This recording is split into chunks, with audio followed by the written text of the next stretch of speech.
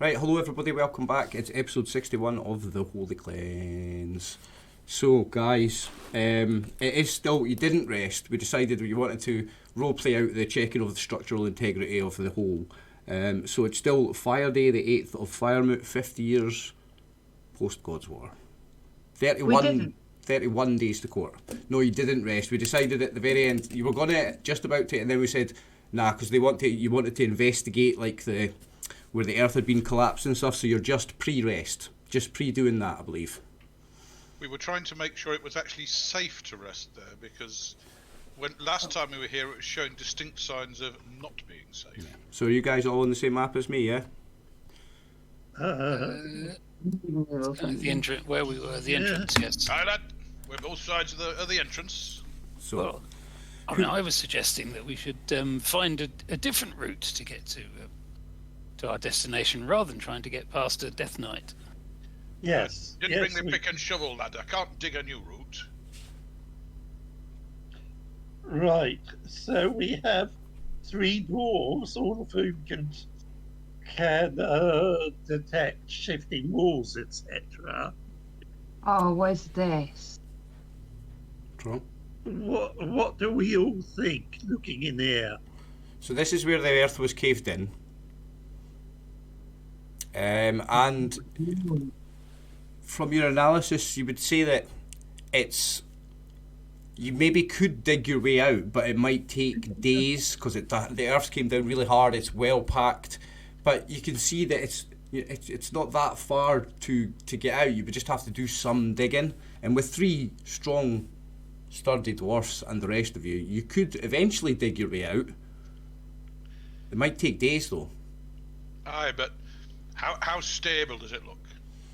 Like, if you were to sleep right next to it, it might not be very sensible. You would think that bits more of this that badly, lad. bits more of this could collapse in at any time, probably. There's little specks of dirt just fall down, trickle down now and again. Yeah, I would say that you would say it's not safe to rest anywhere very close to it. Okay, but would that room be relatively safe? Yeah, you would say so.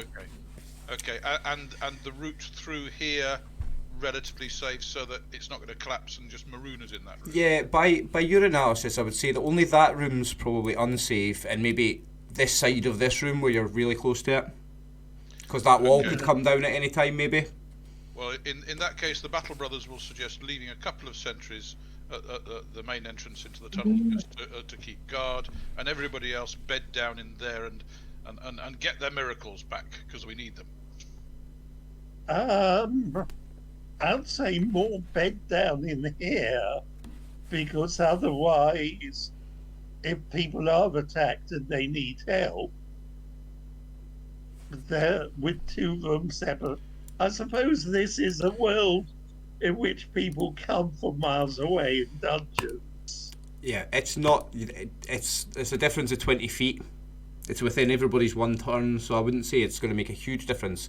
And for structural integrity, dwarfs' wives, you're probably thinking it is safer to be 1 room away rather than in the next room, because that's the next room to the collapsed ceiling. That's 1 room away. You probably think that would be safer. Well, it's more from the point of view of noise, because people do make noise when they're asleep. You know, with all due respect, we do snore. And if we're trying to keep quiet here and just keep this under observation and not give away where we are, that's probably the safest room for people to be sleeping in. Okay. Now had we used all our spells up?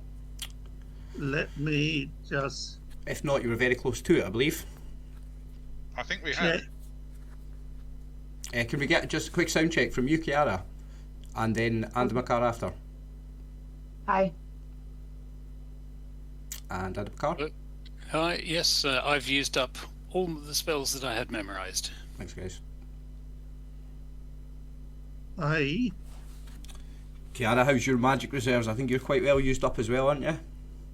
Yeah, I don't know. I'll have to check my sheet. You'd used at least 1 lightning bolt, I think maybe 2. You'd used at least 1 web. I think you've used at least 1 magic missile. I think you might be quite tapped as well, Wake. Yeah. Because I can... I have enlarge, web, knock, and lightning bolt left. Oh, you've got a lightning bolt left. I've got 2 lightning bolts. Nice. I've used one. Nice. I thought you might have used the 2. That's good if you've got one of them left. Yeah. I can see 2 spells left on character sheets, but whether it was that right at the end I cast them in the expectation, thinking we were about to leap days, so I didn't tick them off. Maybe. I seem to remember they were all used, Peter. So I think so. Best assume they're all used. We've made sure it's safe. Let's arrange ourselves, set watchers, and get some kit. Maybe if everybody prays extra hard to Barak Thram, you might get a wee extra healing roll from the benevolent god DM just because you need it. I can't see some people's hit points. So everybody's at about 80%, really. Except I think Kiara looks like she's at like 95%. Eleonora 90%. I think everybody's between 80 and 95% from the looks of it. Yeah. As far as the Battle Brothers. I'm only down 1 hit point. Oh yeah, you're only down 1 hit point, yeah. Charlemagne's about worst off at the moment. She's at like 97%. She's all good. Because I can see numbers for Eleonora, Darrow, and Anna. Eleonora's 33 out of 37. She's 4 away. Anna So I McCarthy. can see numbers for them. I can see just pink bars for Kiara and Charlemagne without numbers. Okay. And I can't see anything for the Battle Brothers. Alright, okay, I'll fix that later then. So, the Battle Brothers, Fargrim is 11 down. No, Fargrim is 12 down. Olgrim is 10 down. Anna McCarthy... 46 of 58, 57 and 67. 12 down and 10 down. Anna McCarthy is 7 down. Kiara's only 1 down. Eleonora's 4 down. Charlemagne is 6 down. And Darrow is 5 down. Yeah. Not too bad. Yeah, but not fit to go and try and have to deal with a death knight if we meet it again, which I hope we don't. So what we're going to do is we're not going to use those potions we found because we're hoping that we'll have some more cure. We can do cure light into each of you in the morning. Okay. Aye, boss. Can I ask a question of the DM? Sure. I see I'm down 7 hit points. Mm-hmm. I think that was probably from that wasn't from physical damage. I think that was like fireball or something. Okay. Does that come off of the points for my armor spell? Oh, It's not clear from the description whether it's only weapon damage that would. I think damage is damage, and for that, for to keep it simple, I think damage is damage. Yeah. Probably does count. Right, I'll make a note of that. I might have to recast my armor spells because it'll have been worn down. It will have. You have took a lot of damage recently. Okay. Yeah. What's the plan? Okay, so we're camping for the night. Up here? Yeah. And we've got 4 people who... There are 4 people with spells who certainly need full night's sleep. Mm-hmm. And remember, you were only not very far into a day. It's only although you're underground and there's no sign of really telling, there's no sunlight or anything, you are early in the day, so it's going to be like a 16-hour rest in order to get all the benefits of a full rest and everything. To be in the next day, it has to be a 16-hour rest. Well, do I have time to try to learn Lightning Bolt off of Kiara? Yeah, I was going to say, is that not why we were going to do shift? So if you guys are on the same watch shift or together, so you can study. And there was the question, didn't you mention a magic scroll or something? We had 5 mage scrolls that we didn't know what was on them. So I don't know whether Kiara can I don't know whether Kiara can downgrade the spell she's got left to do read magic. No. To find out what's on them. Right, hold on, because I think the last time that I asked about doing this, I was told that it would take a very, very long time, which is why we hadn't done it. Yeah. I think it does take time. I think it's like a certain number of hours per level of spell, maybe? Yeah. I'm not sure, but it is quite a while of study, I think. And I think that's why we hadn't done it yet, because we hadn't had a time in between things where it was safe to... Yeah. Like you can cast Identify, which I don't think you have as a spell anyway. That takes quite a while as well, but to read magic for all 5 scrolls, I think we established was going to take a while, yeah. We were going to take it to a person to do it, You weren't were we? just going to pay somebody to do it, I think, yeah. Right, I think so, yeah. Yeah, at least that's what I recall anyway. How long would it take to learn a scroll off? Learn one spell off of someone else? To learn It's just one a roll. spell... To learn... We roll. Yeah, but time for studying. What level spell is it? Well, it was lightning bolt I was thinking of. That's the obvious one because I've got a 3rd level slot now, but no 3rd level spells. So, are we going to look up the rules, or we're just going to say 3 hours? Because Well, it's it's a up to 3rd you. level. Yeah. Right. Well, we've got 3 hours if that's what it takes. Because we've got 16 hours, haven't we? The less I have to look at the rules, the better. Let's just say it's going to take 3 hours for a level 3. Yeah, so if Kiara's willing to teach me Yeah, of course. that spell, then we can take 3 hours out before we go to bed to do that. And you would Yeah. have time to learn it and study it the same night as well, I would say. Yes, given we've got Bless 16 you. hours to play with, we can have a certain amount of people resting in shifts. Which I think we would need to have anyway. And then did we not decide that even though there's only one entrance to the door, that someone was going to keep check at this end of the other one and Up this here. end of the... Yeah, does that know what we had said? I think so. Yeah, yes. So So, as far as you know, and you've been down here plenty, and you are 3 dwarfs, and dwarfs can detect this shit. There are no secret doors down here, so the only way out here is there. So that is the only way in. So if you're sleeping in there, and you have your guards posted there, as far as you know, no one else can get in any other way to sneak up behind you. It's only there. Guards would see them coming.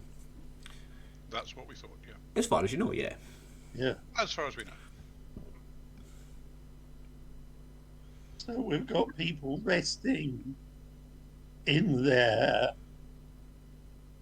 and Kiara teaching Adam a carve spell. We've got 2 elves, so actually we can have multiple people on watch at any one time. Yeah, and you've got 16 hours, so because you've got enough people and time, we don't really have to go into the logistics of who's on watch when. Yeah. If I'm doing random rolls for what happens through the rest, I'll roll it and then we'll decide who's on watch. Well, If I it think for the happens. first 8 hours, Eleonora and Darrow can be on watch, and the Fargrim brothers can rest, and Andamakar and Kiara can can sort out spells.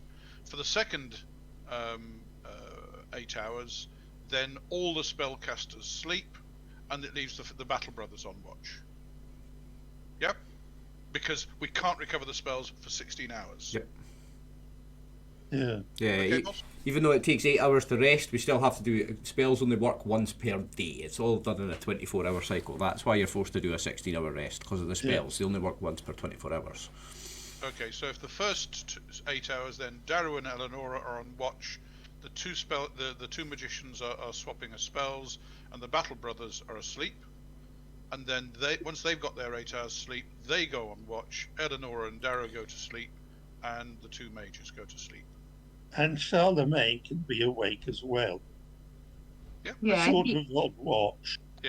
yeah, in the he'll first- be up and down and up and down, like on If- very, very. He's probably more likely to match you anyway, isn't he? Like, when you're awake, he'll be awake. When you rest, he'll... Or no, Yeah. in fact, probably when you guys are resting, he'll probably stay awake when Kiara rests to keep an eye on her.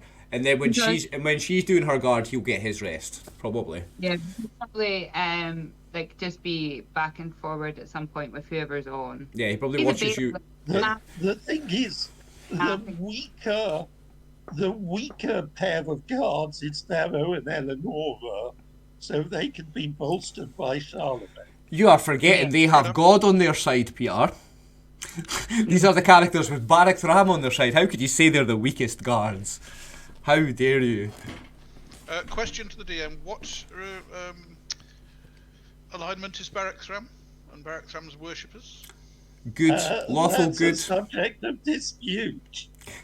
Generally good. Let's say we're not sure. We're not 100% sure because it's such a new religion. On the law chaos scale, it's not as important, but definitely good.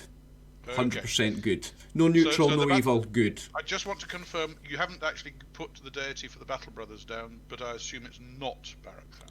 They know of Barak Thram, remember? They know of him. Yeah. But he's not No, well, because they're not especially religious dwarfs, they're average dwarfs. They will say a prayer to Moradin when a prayer for Moradin is called for. Say a prayer to Dumathoin when a prayer to Dumathoin is called for. Most people are monotheist,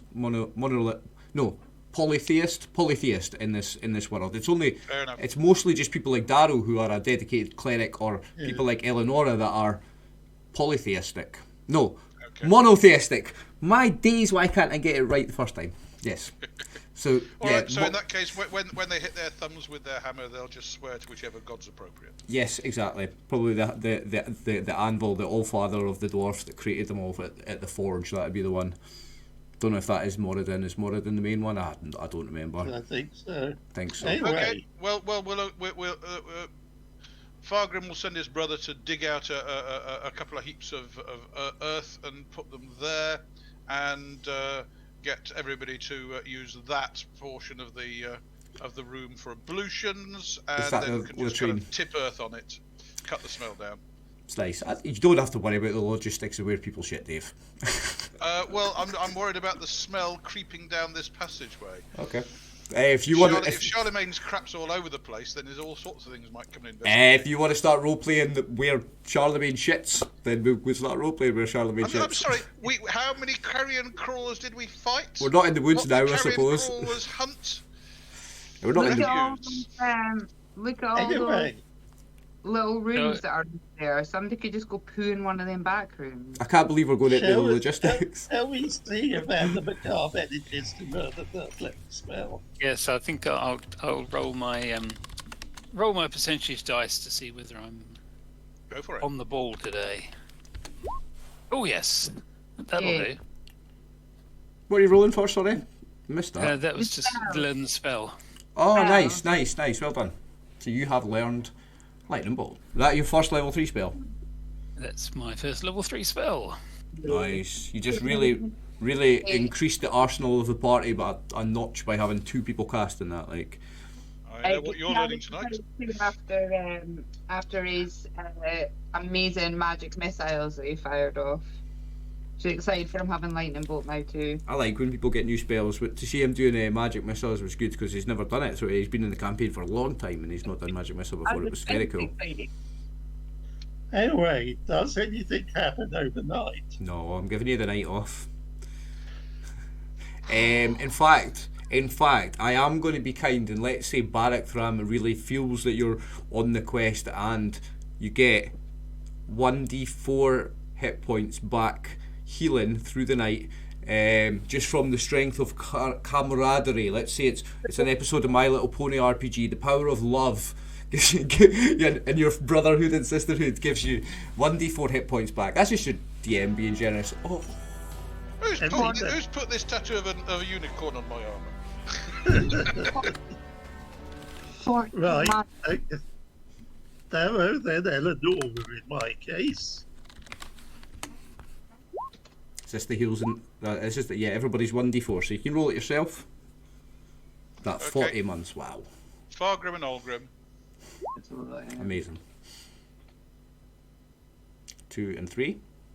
Barak Thram smiles upon you all in your sleep, and you all get 1d4 hit points healing back. It's maybe not really Barak Thram. It's maybe the all god, the benevolent he loves dungeon me. master. The 1d4. It's 1d4. Oh, he doesn't love me that much then. Yeah, you're not his favourite. Come on. No, I don't even believe in him. Right, 1d2 for you. You can see I don't believe in him. It's only 2. 2 back for you.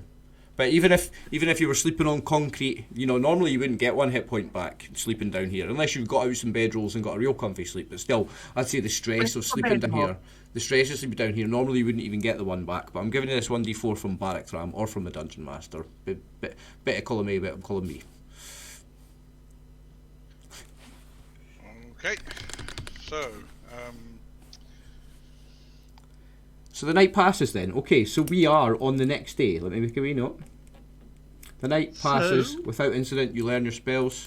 It is 29 days to court? Yeah, what's the day after Fire Day in my calendar? I forget. Swords Day. It's Swords Day the 9th of Firemoot 50. 30 days to court. No, it's 30 now. Okay. So I think Kiara may be full hit points. She is indeed. Mm-hmm. Rock on. And the bear, I don't know. Oh, did anybody roll for the bear? Do you want the DM to roll for the bear? Roll what for him? Everybody's getting 1d4 hit points back from Barrack Thram. Alright, I didn't roll 1d4. Oh, it doesn't matter because you've got 32 out of 33 anyway, so whatever you roll, you're going up to max. I took Charlemagne. Is that right? That's Charlemagne's roll. Nice, okay. Or So you can roll for yourself as well, but it doesn't matter because you only need 1 to go to max. You're fine. So your max hit points. Charlemagne gets 4, so he's at 24 out of 26. Nice.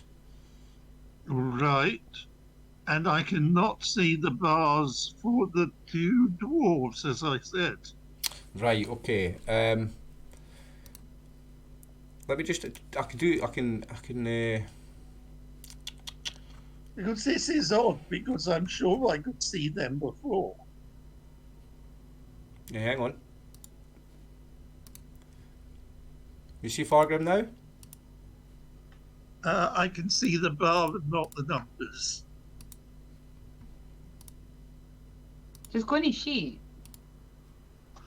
I think only David has the sheets now because he's controlling them. Well, anyway, Fargrim's 48 out of 58 and Olgrim's 60 out of 67. So they could both still take a full So heal one's spell. 7 down, and what was the first one? 48 out of 58, 10 down. So they could both take a cure light wounds. Yeah, I'll put a cure light wounds into the person who's 10 down. Thank you. That's Fargrim. The older brother, the weaponsmith. Master weaponsmith. I think we put all his non-weapon proficiencies into it, didn't we? So I now need to go to the character sheet and untick Untick it, yeah. So, and the noise. the furthest anybody is from max hit points now is 7. Recast my armor spell as well. Okay. So, it's the next day. Sometime in the morning, you think? Right. I think we were going to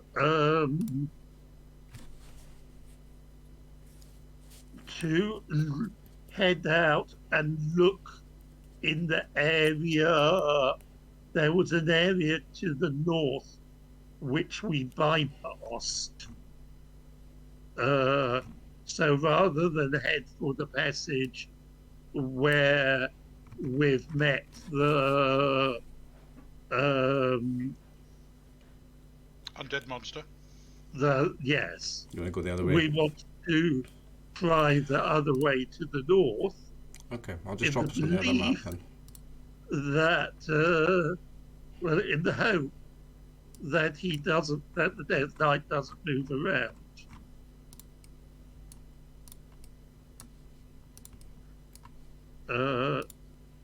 Because So up here, or up here, although that does look like it connects. So up there, and if that's no use, then over here and see what's over here. Yes. Have we changed map again? Yeah, we've changed Yes, we map. have. Okay. So top left of the map, there's 2 areas there which may connect. It may just be a larger cavern. Yeah, yes. So we've not been in that cavern before. And up to the right, it looks like, again, this is a connecting tunnel here. It might be another cavern, it might be another access, we don't know. So I think starting point is go up there and have a look, yes? Yes. Okay. Very quietly. Anybody got any cloth that can wrap around the Battle Brothers' armour? I was going to say, quietly isn't your strong point anymore since Stinkynook's no longer with you. Well, Because He's with you, kind of. without shouting and banging around on tin cans and things. Okay, well, the Battle Brothers will be as quiet as they can in their armour. Clang, clang, clang. Yep, Oh, it's not- so, That noisy, surely. Dwarven armour's not known for its stealth, like. okay, well, if we move along in party order as normal, to that point, Okay. do we make it there safely, or do we meet up with anything on the way? To what point? Ping me on the map once I've zoomed out a bit. To here. No, you can get to there without anything meeting you. So I can click drag you all. It's much quicker. John? right,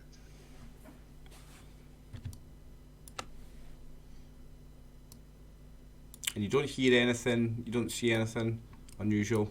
You've been here before. Right. So did we come down these stairs and past that big pile of bones, or is that metagaming because I can see the map? No, Yes, no. we we came, did yeah, that. we, you did, we yeah. came down here, Tammy. We came down that way, didn't we? Yep. Yeah. Past the bones. I and we thought, got yeah. to this I was just point. double checking. Yeah. I was like, I know that part of the map. Yeah. Yeah. I've got numbers on them. We know that up there is the way to the Death Knight. Yeah, So and we're I've- going to have a look up here. So I've got numbers on the map. So that number 8, I've got a little tick on my notes that you've been there. So yeah, you did see that. I thought so. So there's a mystical number 8 on the astral plane there. Yeah. Right. It's a sign from Okay. God. In that case, if Darrow has no argument, then we're proposing to have a look around this corner here. Excuse me. Yeah, Darrow's in the rear rank. Okay, so we would basically move up to there, and the party would follow us, and we'd be keep an eye out. Yes. Nothing of just note. look But We'll form up the party Okay. when there's an encounter, but Well- we're basically going as a group. well, there is going to Because be an we- encounter here, so you can form up the party as to how you would be walking behind them, and then I'll tell How you what far? you're going to How far? have- if you can indicate where That's the that Battle point. Brothers have reached. Okay, Here. at that point. Yeah. Eleonora is second rank. Form up there then, because you are going to encounter something. You're going to see and hear something in a moment. Eleonora's second rank. I think the rear guard is Darrow and Andrew McCarr, isn't it? Yep.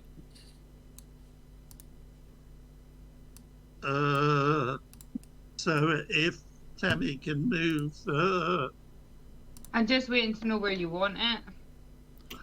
you're in the middle of the party, so somewhere between the rear of Darrow and Andrew McCarr and the front of the Battle Brothers. So somewhere around there, Tammy.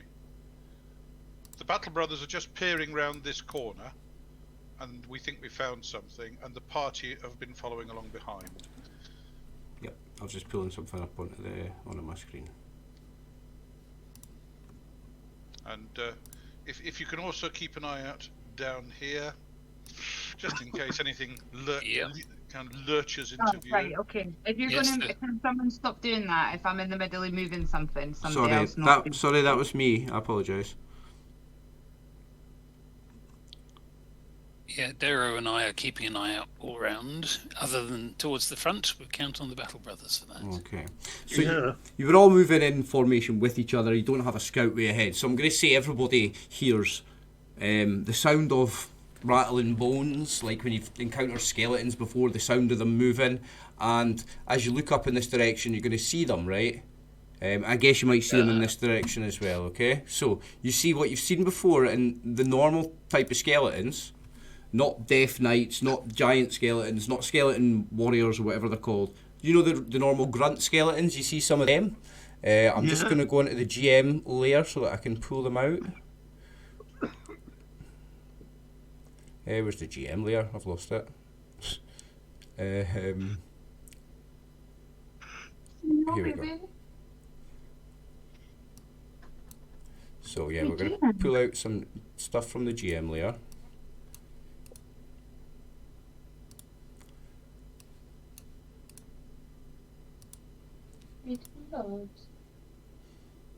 And I will do some map revealing as well.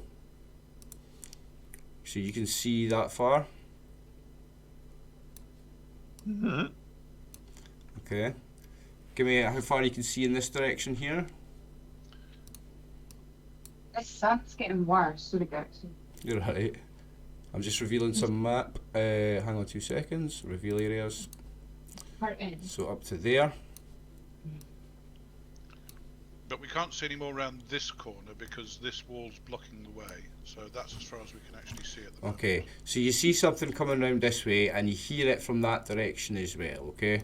And what you see here, in fact, but you don't see the skeleton grunts that are behind it. You see some sort of monstrous skeleton. Now, to know what type of animal or monster this was before it was an undead thing, I don't know how you would tell. It looks like a shark with 4 legs would be the best way to describe it. So you've no idea what this thing was, but it's big, like the size of a big shark. Like a moose, size of a moose. But it's got the head like a shark. It's like a moose with a shark's head. It's the weirdest thing you've ever seen. And it's a skeleton monster, and it's rattling and coming towards you. And you hear noise. You hear noise of something else coming behind it. Something coming from this direction, and something coming from this direction as well. And it must be glad that there's... Yeah. As it's a skeleton, it's not disappointed at not having any halflings to eat. Now these initiatives that I've got on screen, these are old initiatives from the last combat, aren't they? I can delete them, yeah? Yep, delete them. Yeah, I've not rolled anything. Okay, if everybody would like to roll initiatives, feel free. Not doing surprise rolls, they're clanky and noisy. You're clanky and noisy, so there's no need for me to do surprise rolls. I don't like this change. Oh, we roll 20. Mm-hmm. I think my best bet is to use the spear, but I will use it as a staff. Okay. You're going to use the blunt end of the spear, okay. Are you proficient in quarterstaff? Let me see. I think I am. I think I learned that. Well, not quarterstaff, no. Depends whether you think that it's a regular way to use a spear, because I mean you would hit people with the butt end of the spear, but I'd say if you're I like spears, and I think they're versatile weapons, and I would say if you are proficient with spear, you know how to hit somebody with the back end of it. But I would say the dice would come down one, so you know how it's 1d6 and 1d8 damage on a spear. I would knock it down to 1d4 and 1d6. So it's less than half in it. It's just knocking it down one little bit. Would you mind adding another initiative for Olgrim on 11, please, for his second hammer? Roll to the DM, and I don't know why, but it does it every time. You got 15 for Charlemagne. I got 13, and Charlemagne got 15. Yeah, no, they've rolled properly. They've went up. Oh, it says here to the GM. Yeah, it always says that. It says that for everybody, but it comes up. And Eleanor's got a quarterstaff, so... I'm not proficient in spear, but I've got the -2 to hit already on the attack adjustment. Yeah, okay. Can you remind me how a staff of striking works? Does it automatically use up points? You can use it as a normal quarterstaff +1 or whatever it is, quarterstaff plus something. You can use it as that as well as using the charges, I believe. So in that case, it's actually the staff of striking I am rolling the initiative with. So Oh, look at all the blunt weapons coming out. What's Kiara rolled for? Yeah. Scimitar. Ooh. Not used that in a while. I know.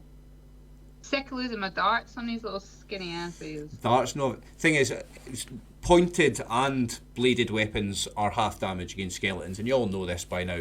The only really good weapon against a skeleton is a blunt weapon, club, warhammer, mace.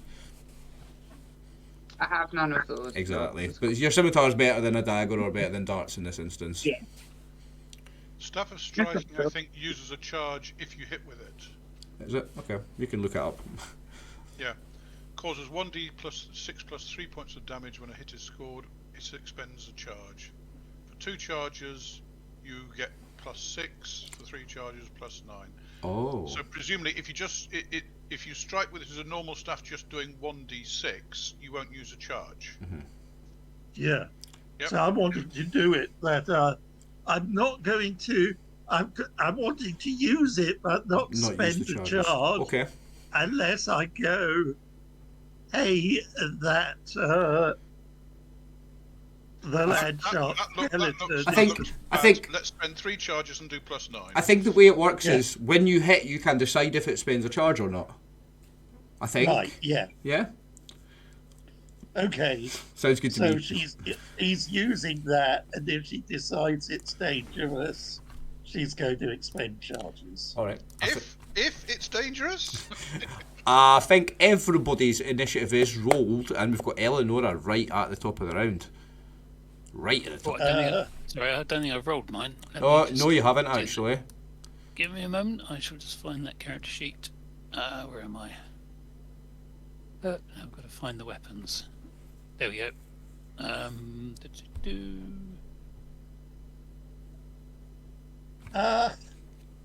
And I've realised what people should have done. Can I re-roll one of the initiatives? Yeah, we've not finished rolling yet, so go ahead. Yeah, we In haven't fact, started yet. it will be the same thing for Eleonora, except she's not using the staff. She's doing Balaktran's blessing. I Okay. did wonder. Yeah, feel free to re-roll that, then we've not started yet. But I think it's a plus. It's a one segment thing, and this was a one segment thing. All right, so you can keep the same initiative then. That's fine. Okay. Yes. If it's a new day, I've got all my spells back, eh? Yes. yep. Oh, they're getting unkicked. Okay, so Eleonora, there are skeletons approaching all around, including monstrous ones. At least one monstrous one. What's she But gonna do? we're not yet in combat, so she evokes the great elder god. How many rounds is that? 6, I believe. 6, yeah. There you go, she's marked up. Eleonora says a prayer to the almighty elven god Barak-Thram, and a blessing shines out over the whole party, and everyone has +1 on attack rolls and saves. For 6 rounds. No, just attack rolls. Is it just- over spear. Oh, yeah, attack rolls and save versus fear, which might be handy against a Death Knight. Yes. What Death Knight? Where? Right, well done, Eleonora. That's a solid choice. Like, I'm a fan of that. Fargrim.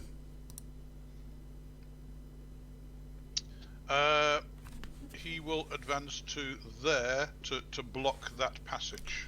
Okay, show me where he's going, and I will reveal a little bit more on Then he that. will wait for something to come up to him and smite it at the end of the round. Okay? Give me his. Oh, no, he's not seeing much past there, is he? No, he's No. not. Okay. You can't wait for something now and smite it at the end of the round. If you're moving, that's your turn. If you want to hold your action, Okay, in move that back case, and he'll then his hold your action. Yeah, you'll hold Okay. his action. So you have to hold in place if you're holding your action. Yep. Right, I revealed a little bit map that I shouldn't have then, but never mind. Well, it's going to reveal itself very shortly, isn't it? I think so. It's Darrow's turn. Arrow is holding action because there's not anything within hammering range yet. Olgrim. He'll wait with his brother.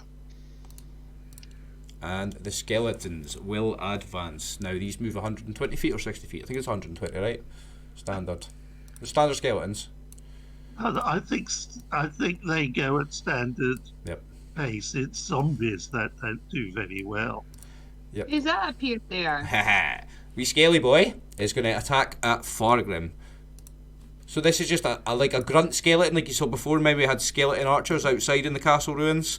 These are just grunt skeletons, skinny little one guy, like not like the monstrous bad boys you've had before. This is not a serious monster.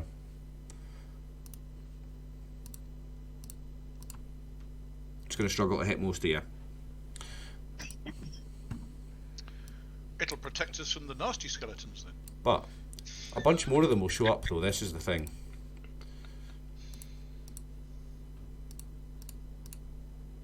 And that one does a crit miss. Okay, so he's losing his next turn. That's handy. Yeah, that's it. Darrow cannot see the land shark's skeleton, therefore that's why he's not I done can't prayer. see any skeletons at all, but I've got a feeling it's because I'm not even. Aye, that's why. Fucking roll 20, Matt. Right, But so I can't look at both things at the same time. I can't look at us and the skeletons. I don't get both of them in the frame. so that one won't get an attack because he's moved more than half his movement. What's that? What's that big thing that looks like a fishbone? It probably is a fishbone. These things are moving as far as that, but they don't get an attack because they've maxed out on movement. But you've got a bunch of skeletons. Now I'm going to have to do a little bit more measuring. Oh, it'll warm us up for battles later to come. That's I'm what I was. asking. Sorry, yeah. What's the big fish? What's the big fish skeleton looking thing? So, as far as like the best description I can give you, and all you can see is a skeleton. There's no muscle tissue, no skin. It's really hard to tell.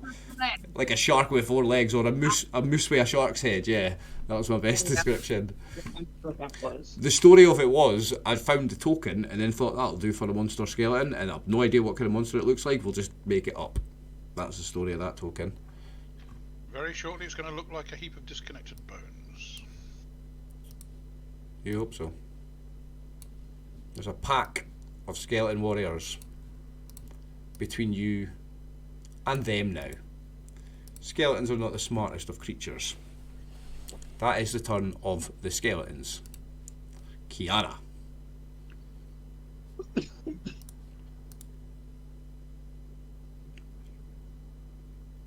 Where the fuck is she? Oh, here. Oh, I'm on the wrong thing. Sorry, I need my little clicker back. So there's a wall of skeletons now between you and the monstrous skeletons. Yeah, I'm going for the one that is the furthest forward and to the right. Yes, boy. Hold on, I don't know why I looked at the screen then as if I was looking at you. I can't see, I've got my character sheet up yet. Aye, no worries. I know which one you mean, I think. The one that sticks to Andy McCarr as well. Yes. Come on. I've just realised I put the Barracktown's Blessing on the wrong token. I've got it on Andy McCarr instead of Eleonora. Well, these elves look like each other, you know. I never put pluses. Would I get a +1? You get a +1, yeah, +1. Yeah, none of them have any meat on them, do they? Any what? Meat? No. They're all just skeletons, just bones. And No, but the elves too, they've got no meat on them. No, not much. That'll hit them. Kiara. Small. It's medium creature. And it's half damage from a bladed weapon. Any pluses? Not on damage, no. It's actually halved, because it's a bladed weapon 4. against a skeleton, so that's 4 damage. Yeah, 4. Yep.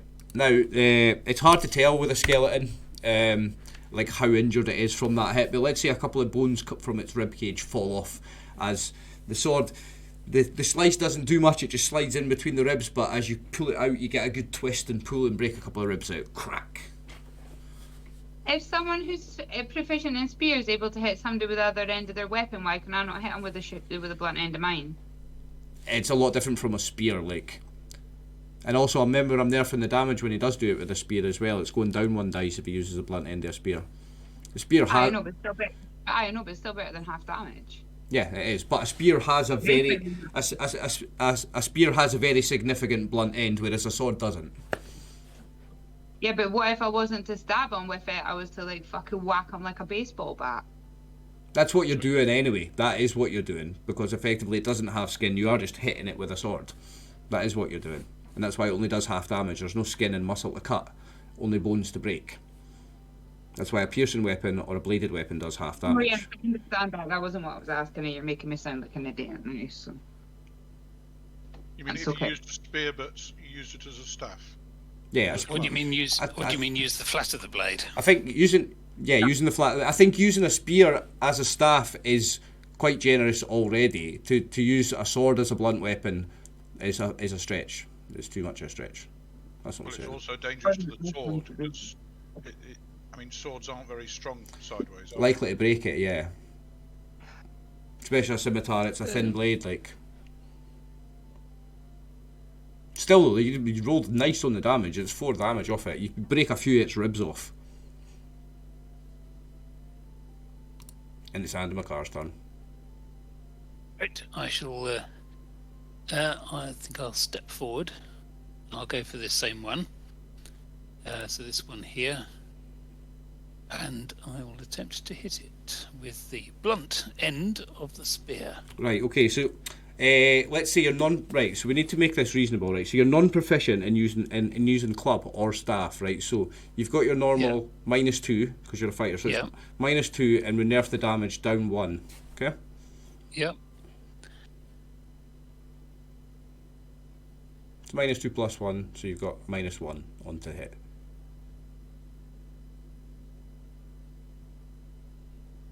Nah, Nope, misses. that's not very good. Not at all. Right, now it's the monster, big shark moose monster skeletons to move, and they are just going to find themselves absolutely stuck behind the skeleton grunts. So, 2 of them. 3 of them. Aye, one each, brother. one each, Come on, Madero. one each for the dwarfs to smash. But because they've got the no meat shields in front of them, they don't get to make an attack. They don't have any spitting weapons. They don't throw anything. You see them snapping and like these with their jaws, but they can't get anywhere in the area because of the skeletons in front of them. So it is now Charlemagne. Yeah. He can't get into anything. He'll just hold his action. Okay, well it's the end of the round then. So who else held? The Darrow. dwarves, I think. Oh, The dwarves in the order of their goes. Yeah. So in the same order. So Darrow first. No, So, Yeah, Fargrim first. Sorry, my mistake. Fargrim on 7. Fargrim first.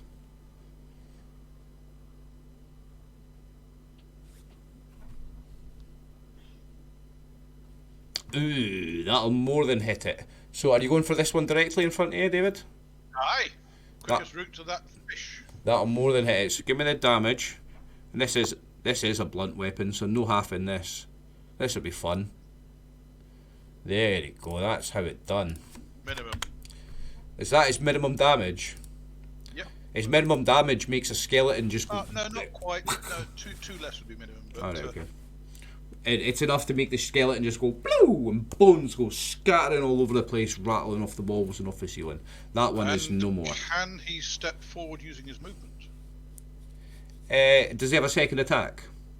Nope. No. I allow 5 feet of movement in between multiple attacks. No, you can't. Okay. Right, Darrow would be next. Darrow will move because I can move 30, which I can't see the squares on this thing. Okay, I'll hold out a measure for you. Is there a space there? Yeah, because it's Charlemagne as an ally, you can get past him. Fargrim is an ally, you could get past him. You could potentially step into that space that Fargrim's just created. No, I've got a missile weapon. And Okay. he hasn't. I would say there's space there for you then. Yeah, so I will move there. Yep. And then we'll see the distance to the monster skeletons to see. Well, it's... So they're both medium range, aren't they? Forget the arrow, you can count it in 5 foot squares because you've got 1, 2, 3. It's the 3rd rank, so it's 10 foot away. Yeah, I can't. So hold on. So it's medium range, you say? No, it's short range. It's 10 feet away because you've got 2 5-foot squares between it and you, so that's 10 feet. Okay, so I'll hold at that one. So no penalty. You've got your +1 on this. Great. That's Warhammer. When we're doing measuring, we've got to consider not like exactly from you. We've got to consider from the edge of your base to that one. It is 10 feet. Yeah. It looks a little more. It is 10 feet in technical terms. In game terms, it's 10 feet. A miscellaneous bonus +1. That's a hit. Which one are you attacking? This middle monster thing?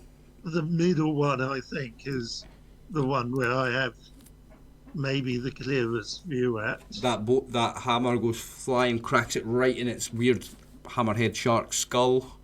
Give me some damage.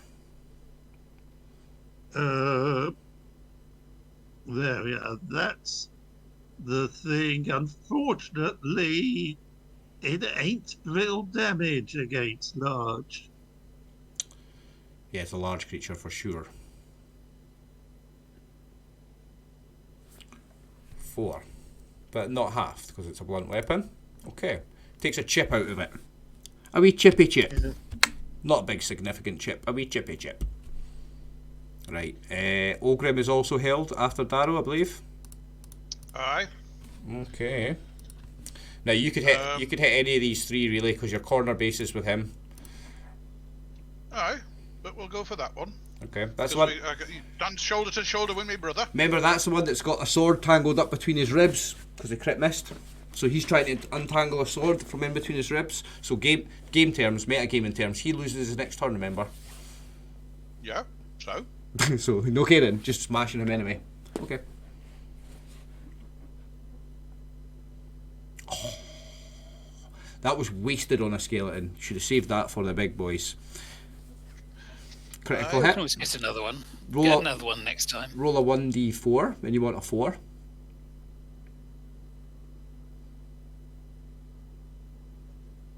Two. So it's a normal critical hit, double damage.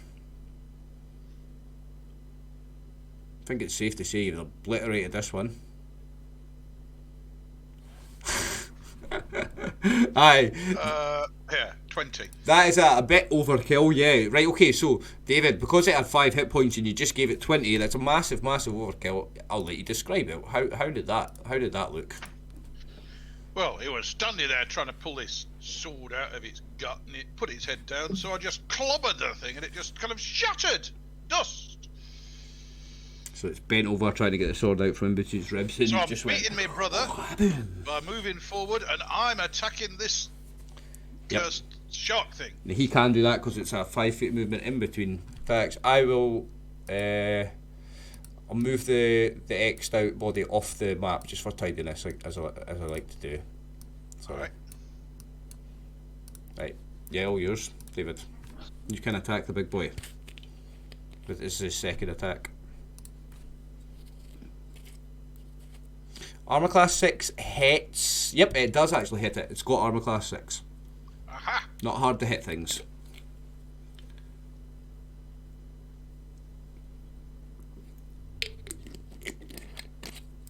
Eight damage. Alright. Break half its collarbone off. Doesn't seem like that significant a wound for a creature of this size. Dust to me, brother. And Darrow gets to go now, doesn't he? Because he was held. He was last held. No, we passed Darrow. It was Charlemagne was held. Sorry, Charlemagne can still take action now, if you want. And I was going to say there's room to get between here, but no, because that's like a pillar, like a column. Yeah, no, he's not doing anything. Okay. Right, so we get to round 2. Does anybody want to do anything different this round, just to change initiative?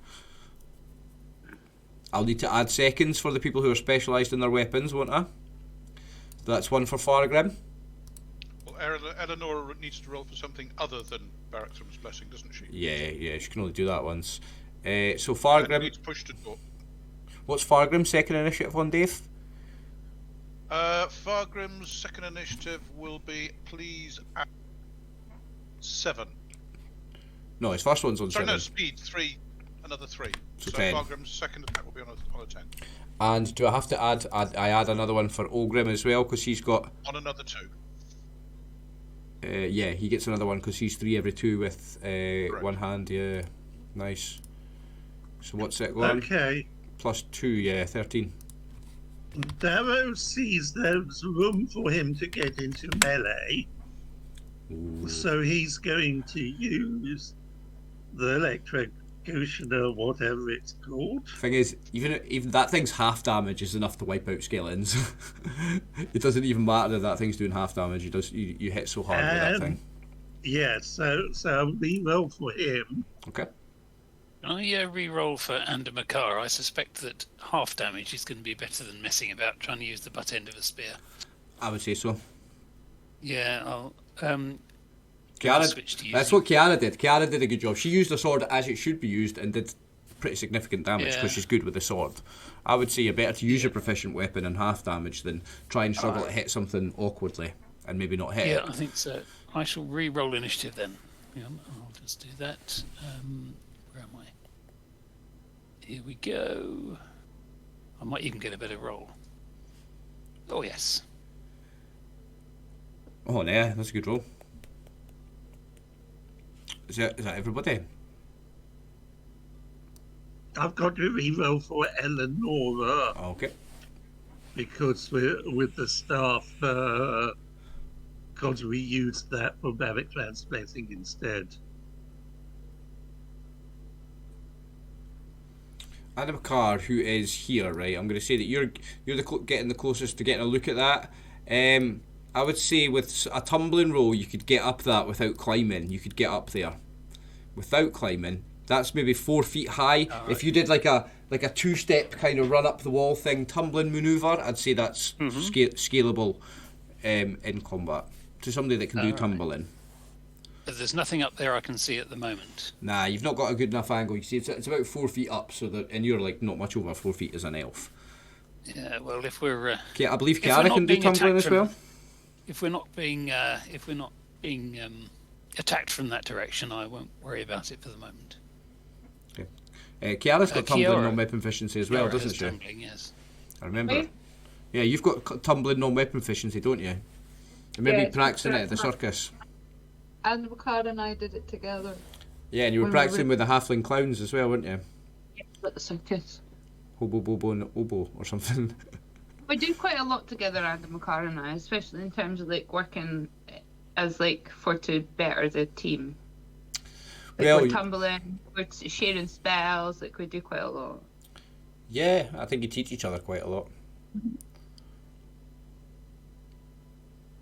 So, did you re-roll for Eleonora, Pete? You have, haven't you? Nice. Okay.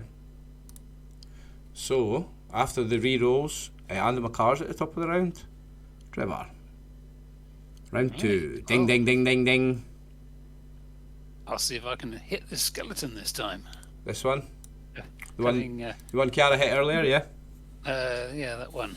See if I can, now that I've switched to a different weapon. And I'm still getting +1. Yep. From the blessing. Yep. I need to remember. Oh, you see that worked better. Oh, nice. I'll remember to take that down when we get to Eleanor's turn. So then we need to I'll roll this and then I don't get any bonus to damage, do I? No bonus to damage. It's going to be halved.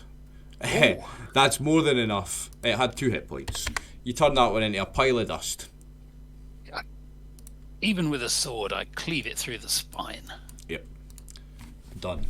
Easy peasy, that one. Just went. You think, like Kiara did there. Kiara had already cracked half its ribcage. Joff, you've hit your sword in at the other side. There's been nothing left to hold it together. Between the two, you've snapped its spine. So, it's Fargrim.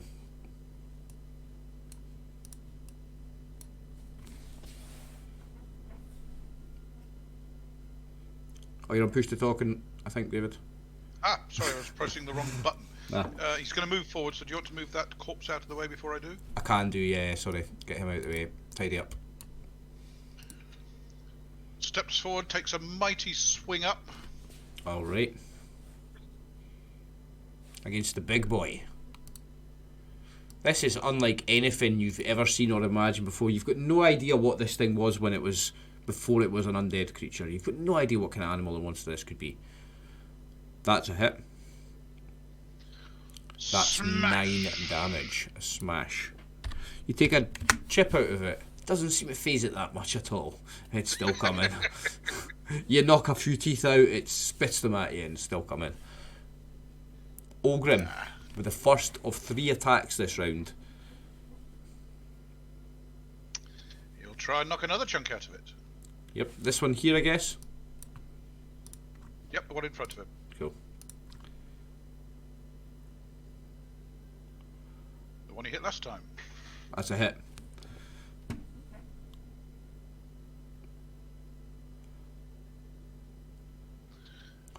Ooh, minimum damage. Another chip, and yet it comes. Fargrim pulls back that hammer for a second swing this round. This is beginning to sound like the brothers taking it in turns to hammer the anvil.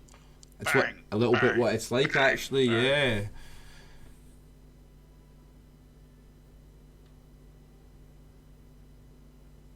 Well, it's a competition. Which of them can knock theirs down first? Well, that's going to do something. Give me damage for that then. 9 Another damage. wallop. And yet it comes. Couple of bones chip off. That one loses a rib. Something what could have been a shoulder, you don't know. And it's Eleonora's turn. And she's using the Staff of Striking this time. Peter, yeah? Yes, but she's not using any points at this stage. Okay, let me put her thing down to a 5 then. There we go. Yeah, they're only skeletons. Left or right, Peter?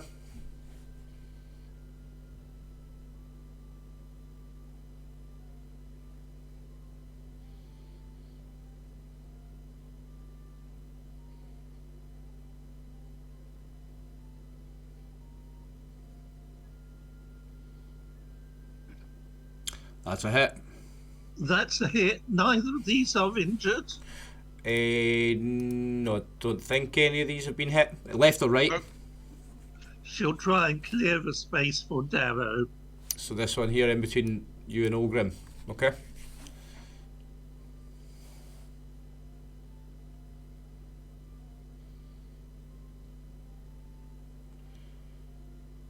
And she is proficient with quarterstaff, isn't she? I think.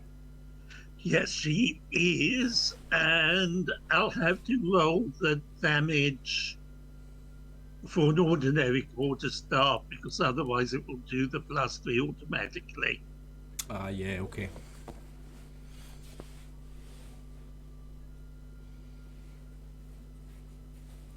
Quarterstaff's 1d6 against a medium creature normally, isn't it? Yeah, that. As you know, that could be enough to do a skeleton.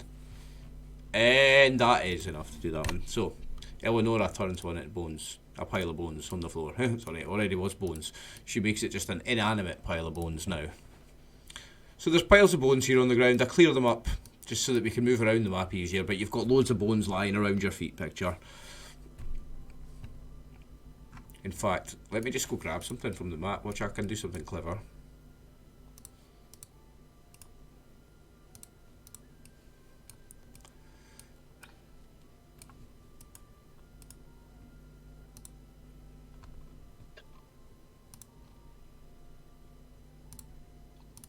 Why is my scroll button not working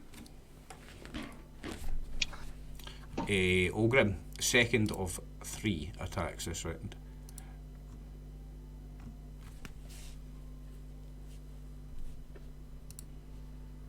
Stop!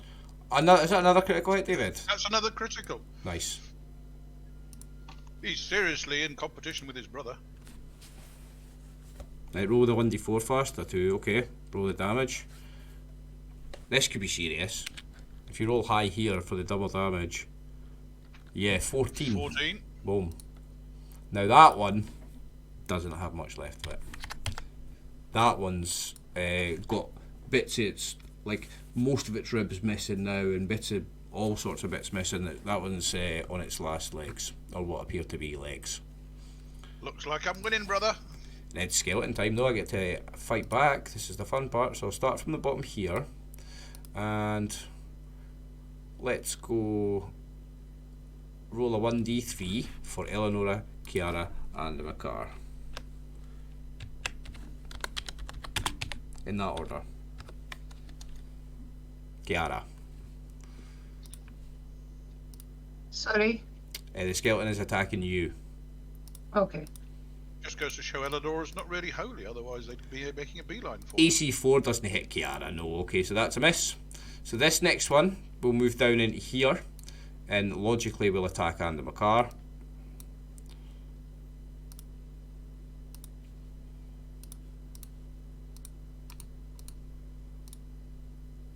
Critical hit hits everybody. Oops.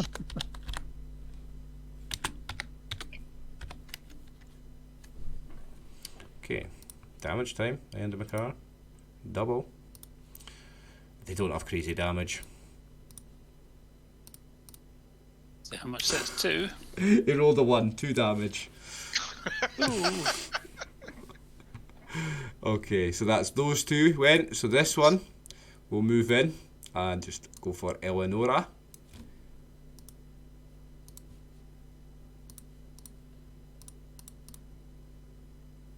AC 6 doesn't hit Eleonora, does it? Oh gosh, she's got -3 armor class. Right, no, skeletons are going to struggle to hit you guys. This one is just going to turn round and attack Olgrim. Aye, skeletons, base skeletons shouldn't be a problem for you guys. These should just get in the way, like. They hit me. They hit you, right enough. It's a critical though. That's anything can hit with a critical. That's why we play this game. Beasting could kill you if it's bad enough. Right. So that I believe is all the skeletons. I think. Yeah, it is. Let me double check as I'm out on my map. That's all the skeletons. So it's Darrow's turn. Right. Darrow is within striking range of this one, isn't it? Yeah. It's only 2 ranks ahead. He's 10 feet. Yeah, he can move up a little bit. Shut up. Yeah. You've got plenty of space. Like there is behind Ogrim, and then you're only 5 feet away from it. Then. Yeah. So move up there, and he.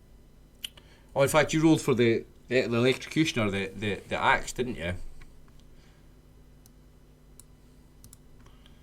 So you want to go like face to face with him, don't you? He's got it in hand for the for when he fights the big things. Yeah. Okay. Well, it's his turn now. So, are you going to attack this thing in front of you, or are you going to try and maneuver around to get to the big thing? I'd say there's not space. There's not space to get through. I don't think I can get through. No. Can I? No. Nah. See, these two are touching bases. Like, so the 3 of you are touching bases here. Picture them more square, like 1, 2, 3, 4. So yeah, you can't get through. It would be this one or this one.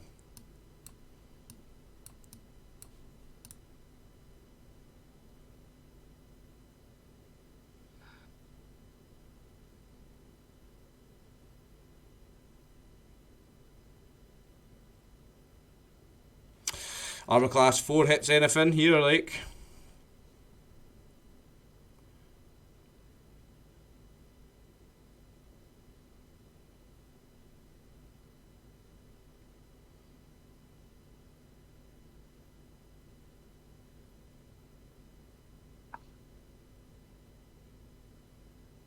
I've rolled it. I rolled again. 2 hit by mistake. Sorry. It's all good.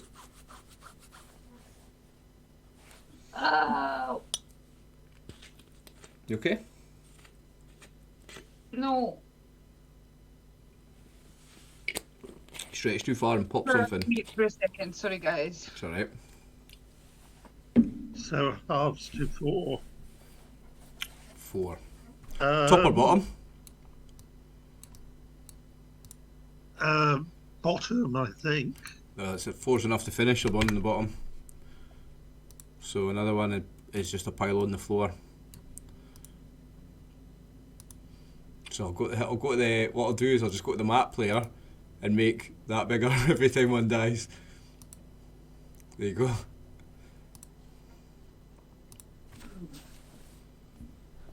Right, hey. You okay? You okay, Tommy? Yeah. It's you I'm next. just very, very sore. I'm in a lot of pain. Oh, well, it's your turn next. Do you want to take a break after this round of combat? We're near halfway through the game anyway. No, and I don't mind if we take a 5 minute for everybody to get a 5 minute. That's fine, but Yeah, we're nearly at where we would take a half-time break anyway, so we'll finish this round and then do that. It's your turn. I know. I'm just gonna go for this one that I went for the first time. This one here. The one that you hit originally is dead. This one's moved into its place, so that's a different one. A different one, but yeah. it's standing in the same place. Yeah. Yeah, the one that's in that place then. Yeah, Andy McCarr finished off the one that you hit. And did I get +1? Still got +1 from the bless, yeah.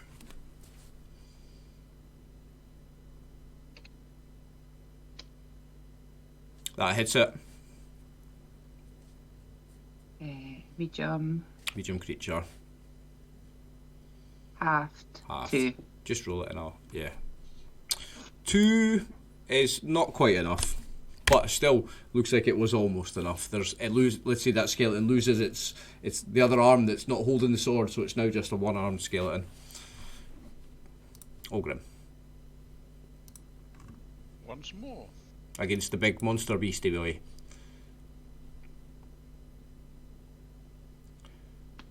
Oh yeah. Tam's doing the sound effects for the hit there. Add another 7 damage. Aye. 7 damage. Oh yeah, we heard it. It was a belter. it was just as he hit the thing as well. It was like you were doing the sound effects. It was good. We should all limber up our arthritic joints for when we do undead and just go every time we get hit. Crunch. Ogrim takes another chip from this one. It's not looking quite as bad off as that one, but it's looking pretty hard. It's hard to tell because they're just a floating.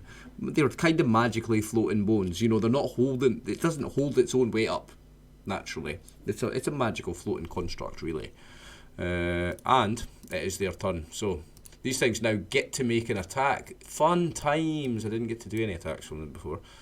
They only have one attack per round, I think. Let me double check. Yeah, they have one attack per round. So this one is attacking Fargrim.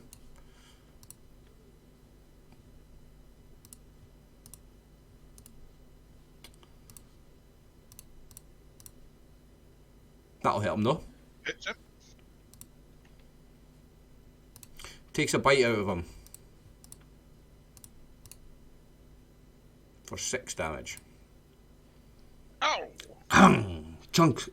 Bites a chunk of flesh out of Fargrim's shoulder, dents right through the armour. Its bony teeth, sharper than they appear, dents right through the shoulder of the armour on Fargrim and pierces into his skin, tearing the flesh.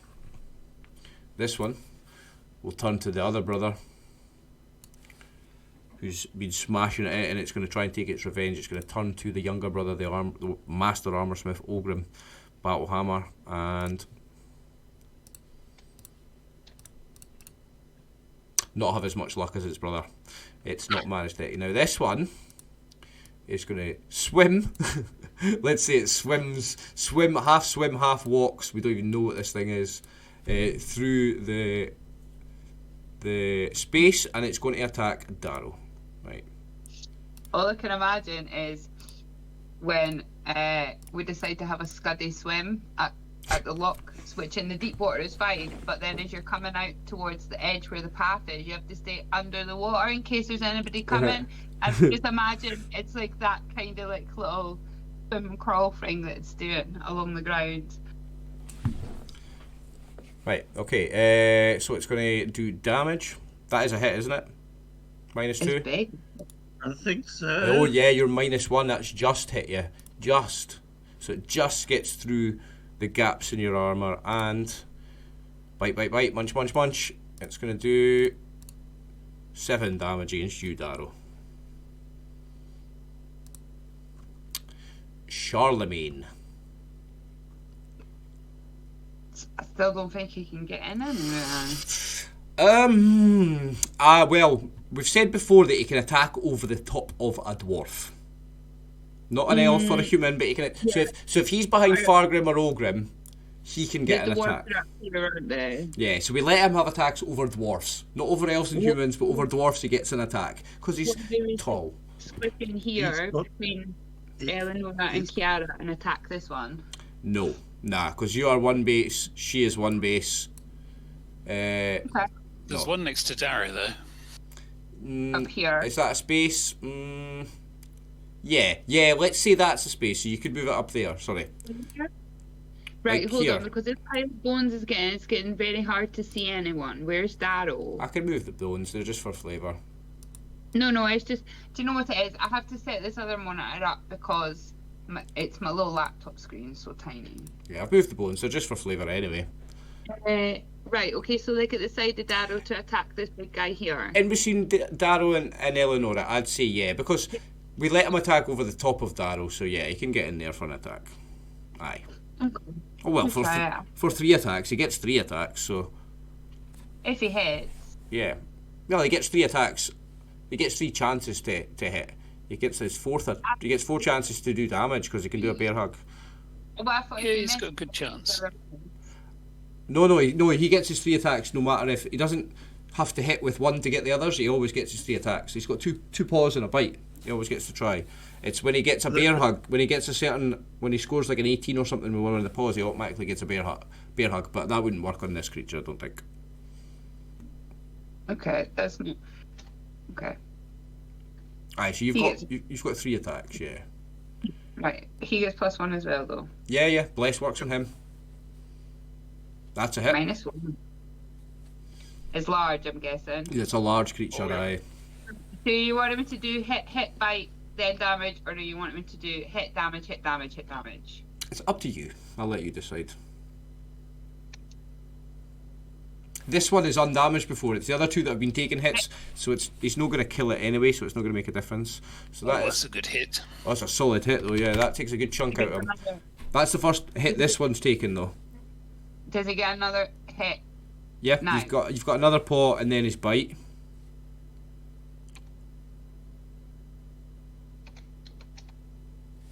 That's no. Oh. Now you don't because you got a critical fail, so you lose the rest of his That's what I attacks mean. this round. Because Aye. when he misses with one of his other ones, he doesn't get the rest of his attack. No, only if he gets a critical miss. That you roll the 1. Only if he gets a 1 does that happen. That's the same with anybody. You lose all your attacks that round and next round when you roll a 1. Okay, that's not what I was asking. If you hadn't rolled a 1, if you'd missed any other kind of miss, he would still have his other attacks. He only loses the other attacks because it's a critical miss. It's a mess. I don't need it explained. Right, okay. That wasn't. Was there anybody with held actions? I don't think so. Nah, okay, so we want to take our half-time break. That was round 3 or round 2? Was that round 3? Round 3. No, that was round 2 because we just round we 2 actually. just started on the multiple attacks. Yeah, that was round 2. Okay, so we'll take our half-time break there then, folks. And we're back, folks.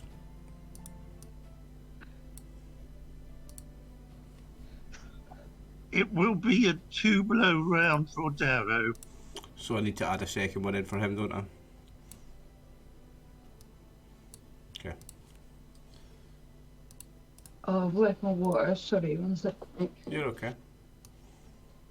What's his initiative on his extra attack then? Plus, +4, I think. I think so.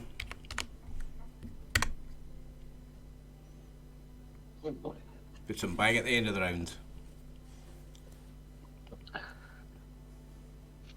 Anybody need to change initiatives?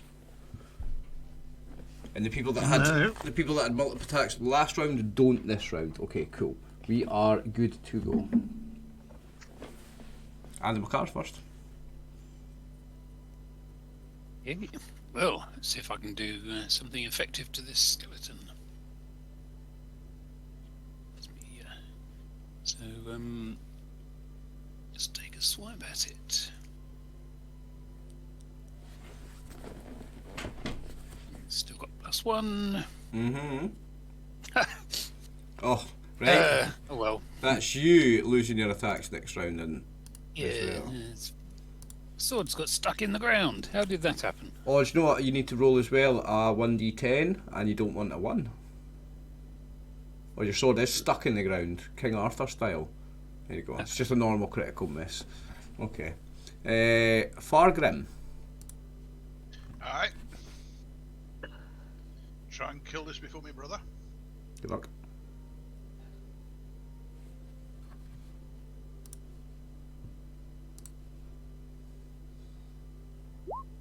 Oh, that's going to hit it anyway. Right, it does. There's not much that won't hit. Right, you'll be pleased to hear that one shatters like the skeletons before it. Pow! Into a big pile of bones. What up to me, brother? 1-0 to Only counts as Fargrim. one. Only counts as one. Well done. That was a beastly shot. It's the elephant in Lord of the Rings movie, innit? Only counts as one. Was that hammer of Darrow's put me off? Yells Olgrim. Olgrim, it's your turn. See if you can bring one home.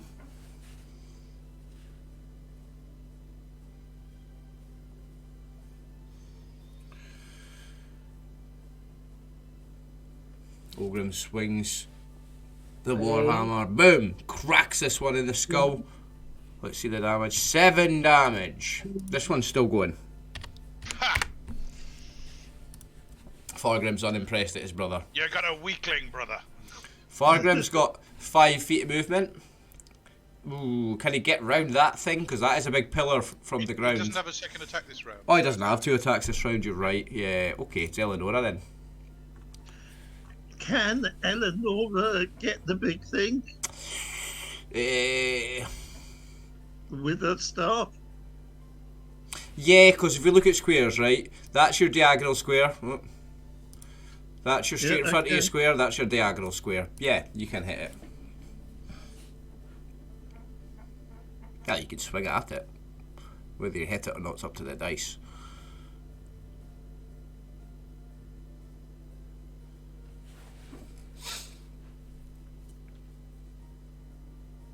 I rolled initiative. By mistake.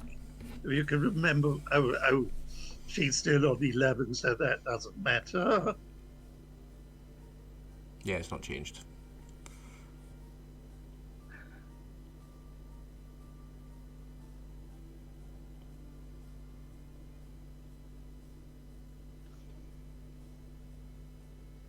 Critical hit. Roll me a Nice one. 1d. What is it that a priest rolls? So you roll the inverse.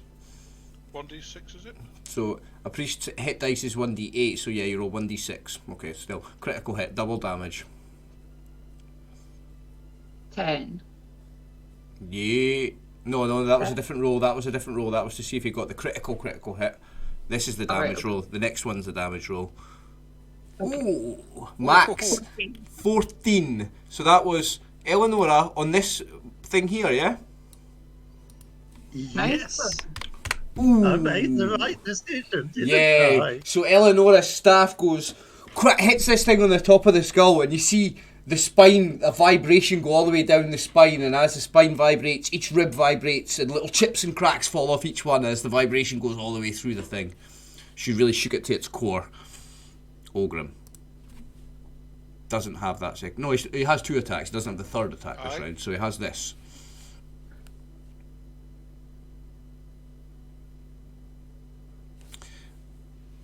That does not. That doesn't look like it rolled. No, I don't think it rolled. That's not rolled. Yeah, roll again. It said to me a 15. Yeah, he can't roll that bad. Ah, okay. That's how we know it's a dud roll. He can't actually roll that low. I was contemplating not saying anything because it was a 15. I was like, oh. No, yeah, his crit would be better than his crit fail. Sorry, would be better than 15. He can't roll that bad. Oh. And that's a 19. That's- Very nearly another crit. That's what a 19 does. Yeah. Okay. Right. This is Olgrim. Yeah. Yep. So that's Yeah. this one here. Smash Done, surely. on that one. You're pleased to hear it's 1-1 in the brothers' battle. 1-1. But I destroyed Another mine one. first, brother. It was that strike from Eleonora. It's cracked its spine in half, and then another thump on the head from Ogrim, and that crack has just turned into a split, and it's That was No, was a different Eleanor one, hit a wasn't it? different one. Oh, did she? Yeah, Yeah. she hit Darrow's. Oh yeah, she hit this one. Yeah. Okay. Well, anyway, it was not much left of it, and you've split it in half. The skull's shattered. The spine's cracked in half. It drops to the pile of bones. Ah, but you needed Darrow's help, brother. Oh, no, I didn't. The pile gets bigger.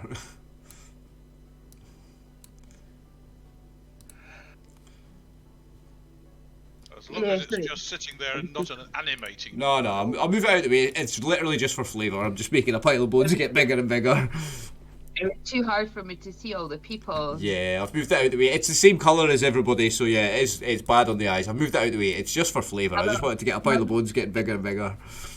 The screen's too small too. I am going to try and get a better setup soon. Okay, so the skeletons, are there any left? There are 3. This one's going to be attacking Ogrim. Ha. Pa.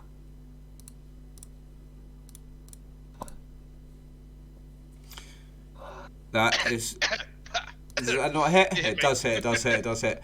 I've almost forgot to take Eleonora's thing down by 1, so let me just remember that first, because she's had her turn, so that goes down to 4.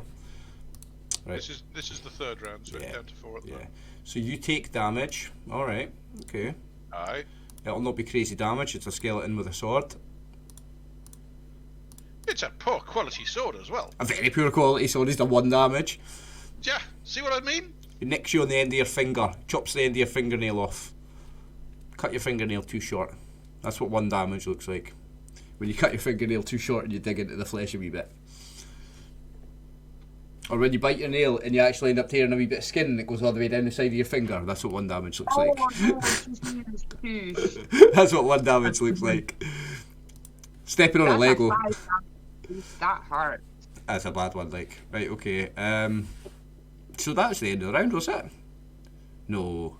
Why? No, Why's more no, fruit? Darrow's No. number changed by accident, so right, that okay. could be a 30. So that should be a 13. You don't have a second, right? Okay. So it's Darrow's first blow. No, it's not, because I've only done one of the skeletons, haven't I? I've got the other 2 to do. This one's... Yep. Let me decide who this one's attacking first. So it's got Kiara or Eleonora. So let's say evens Eleonora, odds Kiara. Odds Kiara. This one likes you. It's twice it's chose to go for you. Armor class 3 does not hit you, eh? Nothing like it.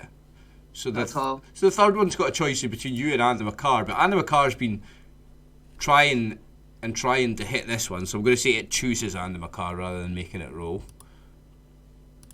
This one's in battle with him, so...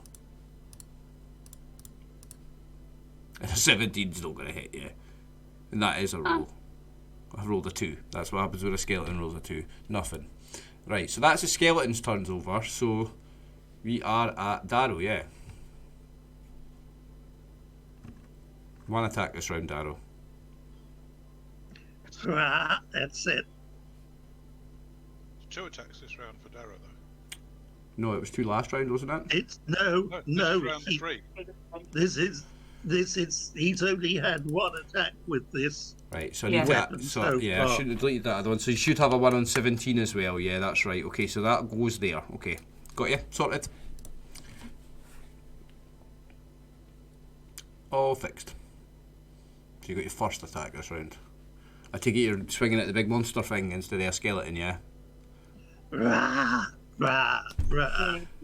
Oh! Boom. Oh, there it is, there it is, there it is. So, if you're watching it, and if you haven't seen this before, my home rule on critical hits is you have a dice roll after a critical hit, and you've got a better chance if you're a martial class. That's why he only rolled a 1d4. That 4 gives him triple damage instead of double damage. We like big damage in this game. We like it dangerous. So, this can happen to them as well. This happens to players too. Rah, rah. I'm going to look how many hit points it's got. Ooh. Ooh. This would be interesting. What's 3 times 17? 54? 51. 51. Whoo! Is that's have we ever had 50 plus on one hit before? Is that a first in this game? It could be. I think it is 50 plus on one damage. Darrow swings the almighty electrocutioner above his head, and he's not even rolled for it to see if he gets a lightning strike come off it as well. Roll 1d4 and you're going for the 4, let's say. Let's go, come on. And this should be tripled as well, because I love it. No, okay, so the lightning doesn't go off, but 51 points of slashing damage. We must remember it is a skeleton and half the damage. I think we might have forgot to have something before, but half of 51 25 and a half. is 25 and a half. Doesn't matter. 25, well, whether it's 25 or 26, this thing is completely obliterated. And Peter, because that was such a good critical hit, I will let you take the floor. How does that look? What happens there?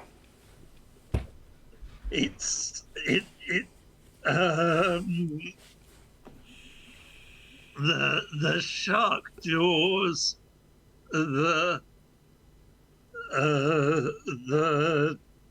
first he cuts down, breaking one jaw off and then up, and the other jaw snaps off too.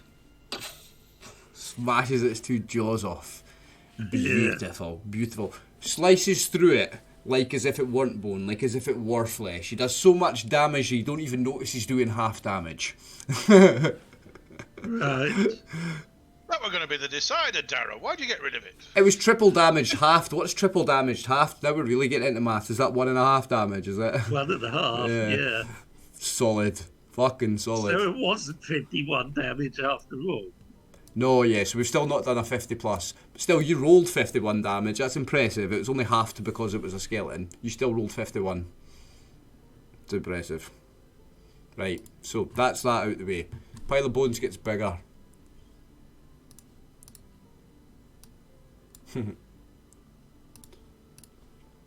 Okay, Ara's turn.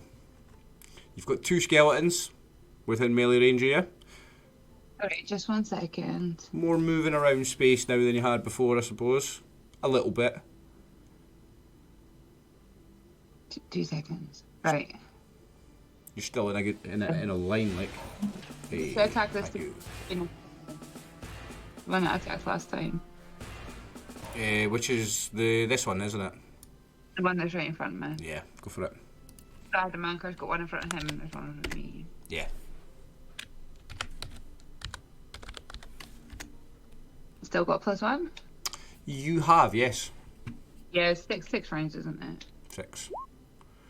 Ooh. Yeah, these things are armor class. So they're armor class 7. A skeleton's armor class 7. That hits it. Oh, hey, So I was so disappointed. I was like, ah, It wouldn't have hit the monster ones. The monsters are AC 6. The skeletons are AC 7. Oh, come on, bitch. Come on.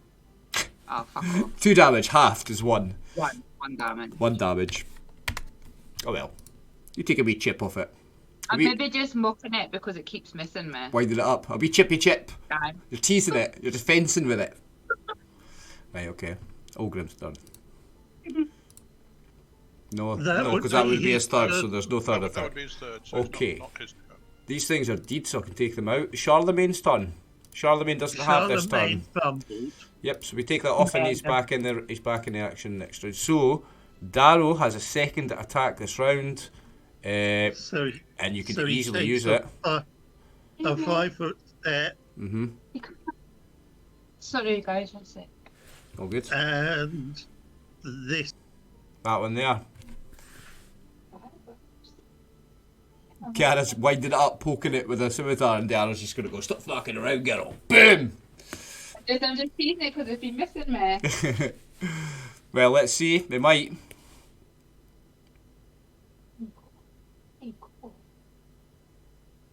I'm just getting a little man out. Okay. Well, that hits it. More than hits it. Easily hits it. That's an ex-skeleton then. Don't bother rolling. With Darrow's minimum damage, you can bet that's an X skeleton, yeah. Still roll it though. because it's flavour, it could roll 30 points. Oh, aye, absolutely. So it had 2 hit points and it showed 13, so the bones go flying everywhere, all around the room. Maybe. And I'll just pull it out of the way for tidiness. The pile of bones gets bigger. I love my pile of bones. Right, that is the end of round 3. There was nobody with held actions, was there? No. Nope. Okay. So, is Kiara doing anything else this round then? Just for sake of changing initiative, do you need to change? No. Cool. Anybody? My other weapons are shitter than my scimitar, so. In this situation, your weapons are not. None of your weapons are great. Good point. But the fight's it's pretty much won. You've got 2 skeletons left. Just all the monster ones are dead, so it may not matter. Okay, so if nobody's changing initiative, we start with Anna McCarr, round 3. Let's go. Ding, ding, ding. Yep, I recovered from the fumble last round. Was it last round you fumbled? Yes, it was last round, so I'm recovering this round. Yeah, so you missed your attack this round, yeah. Unlucky. You can move, but you can't attack. Oh, I shall just stand here and defend myself. Alright then, so it's the older of the Battle Hammer brothers, Fargrim. Mr. Master This is the Weaponsmith. decider, brother. Did you get, it's one each on the big monsters for the 3 dwarfs, isn't it? Aye. But I got mine first. Darrow's was most spectacular. That's a hit. Yours was first, Darrow's was most spectacular. Oi! That one, and again, bones go flying around the room. That's 2 to me, brother. Andy McCarr, who's still trying to unfumble a weapon, maybe gets pinged in the head with a bit of bone chip flying off. Everybody else has to duck to get out of the way. Andy McCarr's too busy fumbling, he gets pinged. Boom! No damage, just flavour. Another one bites the dust. Another one becomes dust. Ogrim. That's what you think, brother. Ah, let's go, brother! I love these guys. I love these characters. I wrote them, but David's really brought them to life.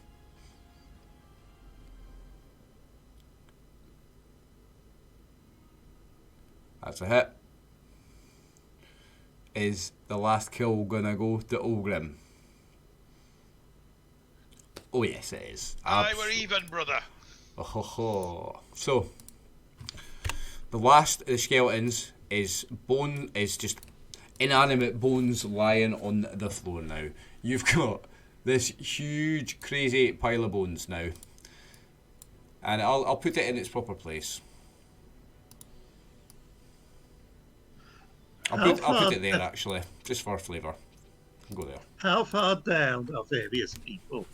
I don't think anybody's hurt badly. Don't think anybody's hurt. I think 3 people. Yes, have I been am. hit, 6 or 7. Oh yeah, a little bit.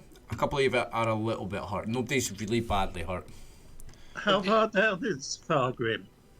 Fargrim is 47 out of 58. He's 11 down. This will be from Darrow a D10+1 spell. Thank you. And the healing commences. He didn't. Andy McCarr wasn't healed last time, was he? Because he was down. He was on 26. Yeah. He's now on 24. Yeah, so he could maybe take one, like. He could easily take a cure light wound. Yes. Okay, so He hasn't got that many hit points. So I'll mark off the spell by Darrow. Okay. Darrow. Mr. Healer Man. Not just Mr. Slayer, it's Mr. Healer. Does it all. The leader, the healer, the 51 damage dealer. Kiara, you are untouched. You are max hit points. See Nicely if you can roll. done. See if you can roll me a 7. Is it my turn? Sorry, guys. No, we're done. The fight is finished. No, okay, so I heard you say after you said Carol was the one to take damage. I was like, yeah. No, I'm and then saying it rolled. you're the only one that's at max hit points. You're on 33 out of 3. Everybody else is down something. You're the only one at max. Yes. Andy McCarr's hoping somebody will cure him. Ask Eleonora nicely. Sorry, Olgrim, what points are you on? And a Makar needs healing. Yeah, Andy McCarr could take it. Hold on. I'm working through the party systematically Okay. because I And can't the see Makar, the past. sorry, How far do... Olgrim is 8 down. Okay, Olgrim takes the CLW. Favoritism, that's what it is. 4 hit points back for Ogrim. Darrow, he's a busy man. Do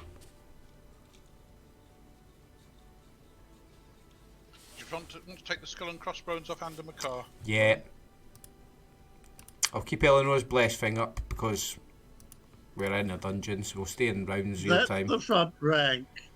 The second rank is the bear who's not taken In damage. fact, have you just done 1-2 heal spells, so that's 2 rounds, so that can go down by 2. There's 2 curers, remember. Alright, so is Eleanor doing one of them, is she? Yes. Okay. You've done Fargrim, Olgrim, and Ander Makar, so it's 2 rounds so 2 far. rounds. No, I haven't yet done up in the car. Yeah, but you're going to do Ander Makar, so that's 2 rounds. Charlemagne. Is Charlemagne down? Charlemagne didn't take any damage. No, he's only down the couple that he was down for, like literally 2. He's good.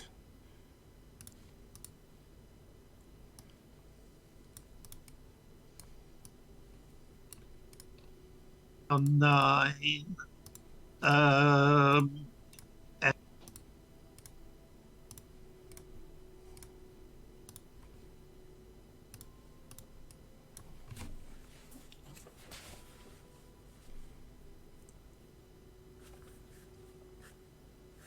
Eleanor is down 3.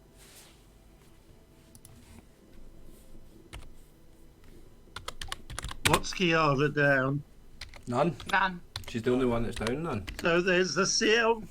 So Eleanor's doing the CLW on Ander Makar, and Darrow's doing one on himself. Okay. In the order I said them. Okay. So Adam McCarr gets 3 back. And Darrow gets 6 back. Darrow's up to 50 of 53. You've got all your 3 dwarfs are over 50. You're looking, yeah, you're pretty hale. Party as a whole is looking pretty hale. Okay, give me 60 feet vision from Fargrim to the left so that I can reveal some of this. To the northwest. Thank you.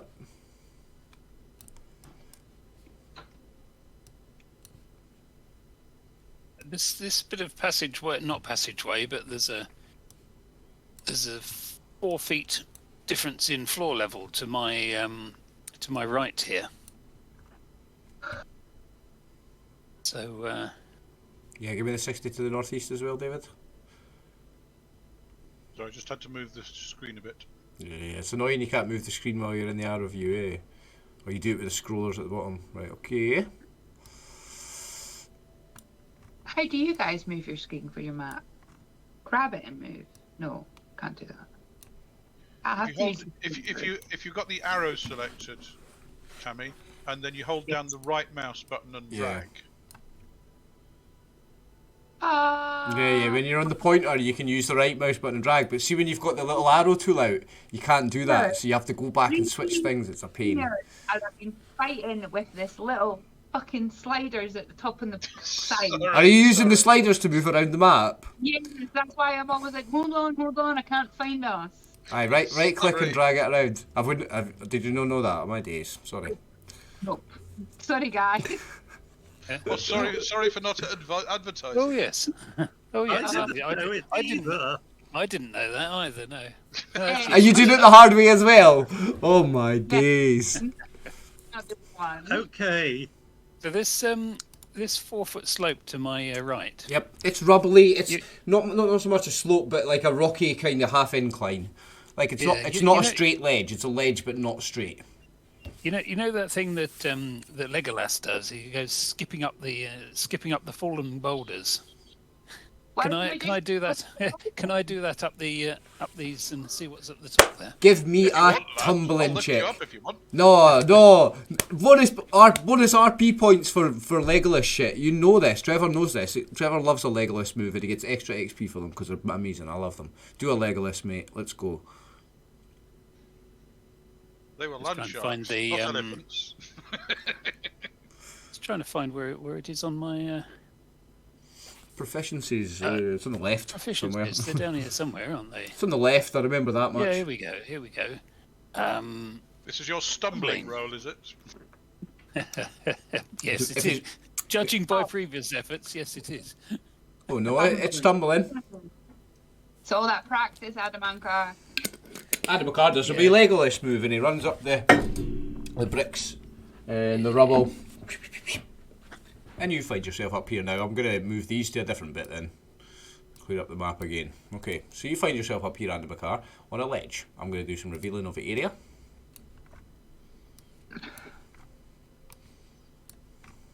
Ooh.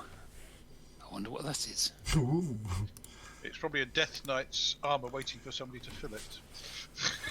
I'll tell you the story about that item that you see on the map before you realise what it is in game terms. But the story was, I was looking for something. I think I was looking for a sword. I was just looking for a sword. The sword came first. And I thought, I'll just put a set of armour lying next to it. And when I found that armour, I was like, it totally looks like, just like when you're playing Baldur's Gate or Baldur's Gate 2 and you take somebody's armour off, or when you kill somebody, that's what their armour looks like when it's lying on the floor when you can pick it up. It looks just like that, and it gave me nostalgic memories, so I was like, need to put that in just for that, if anything else.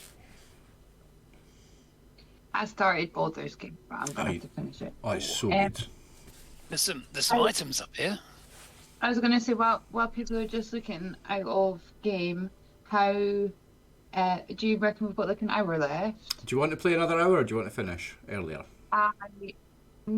If we're playing longer, I'm just going to ask we take a 2 minutes so that I can move to the couch. Aye, we'll just go ahead and move to the couch, aye.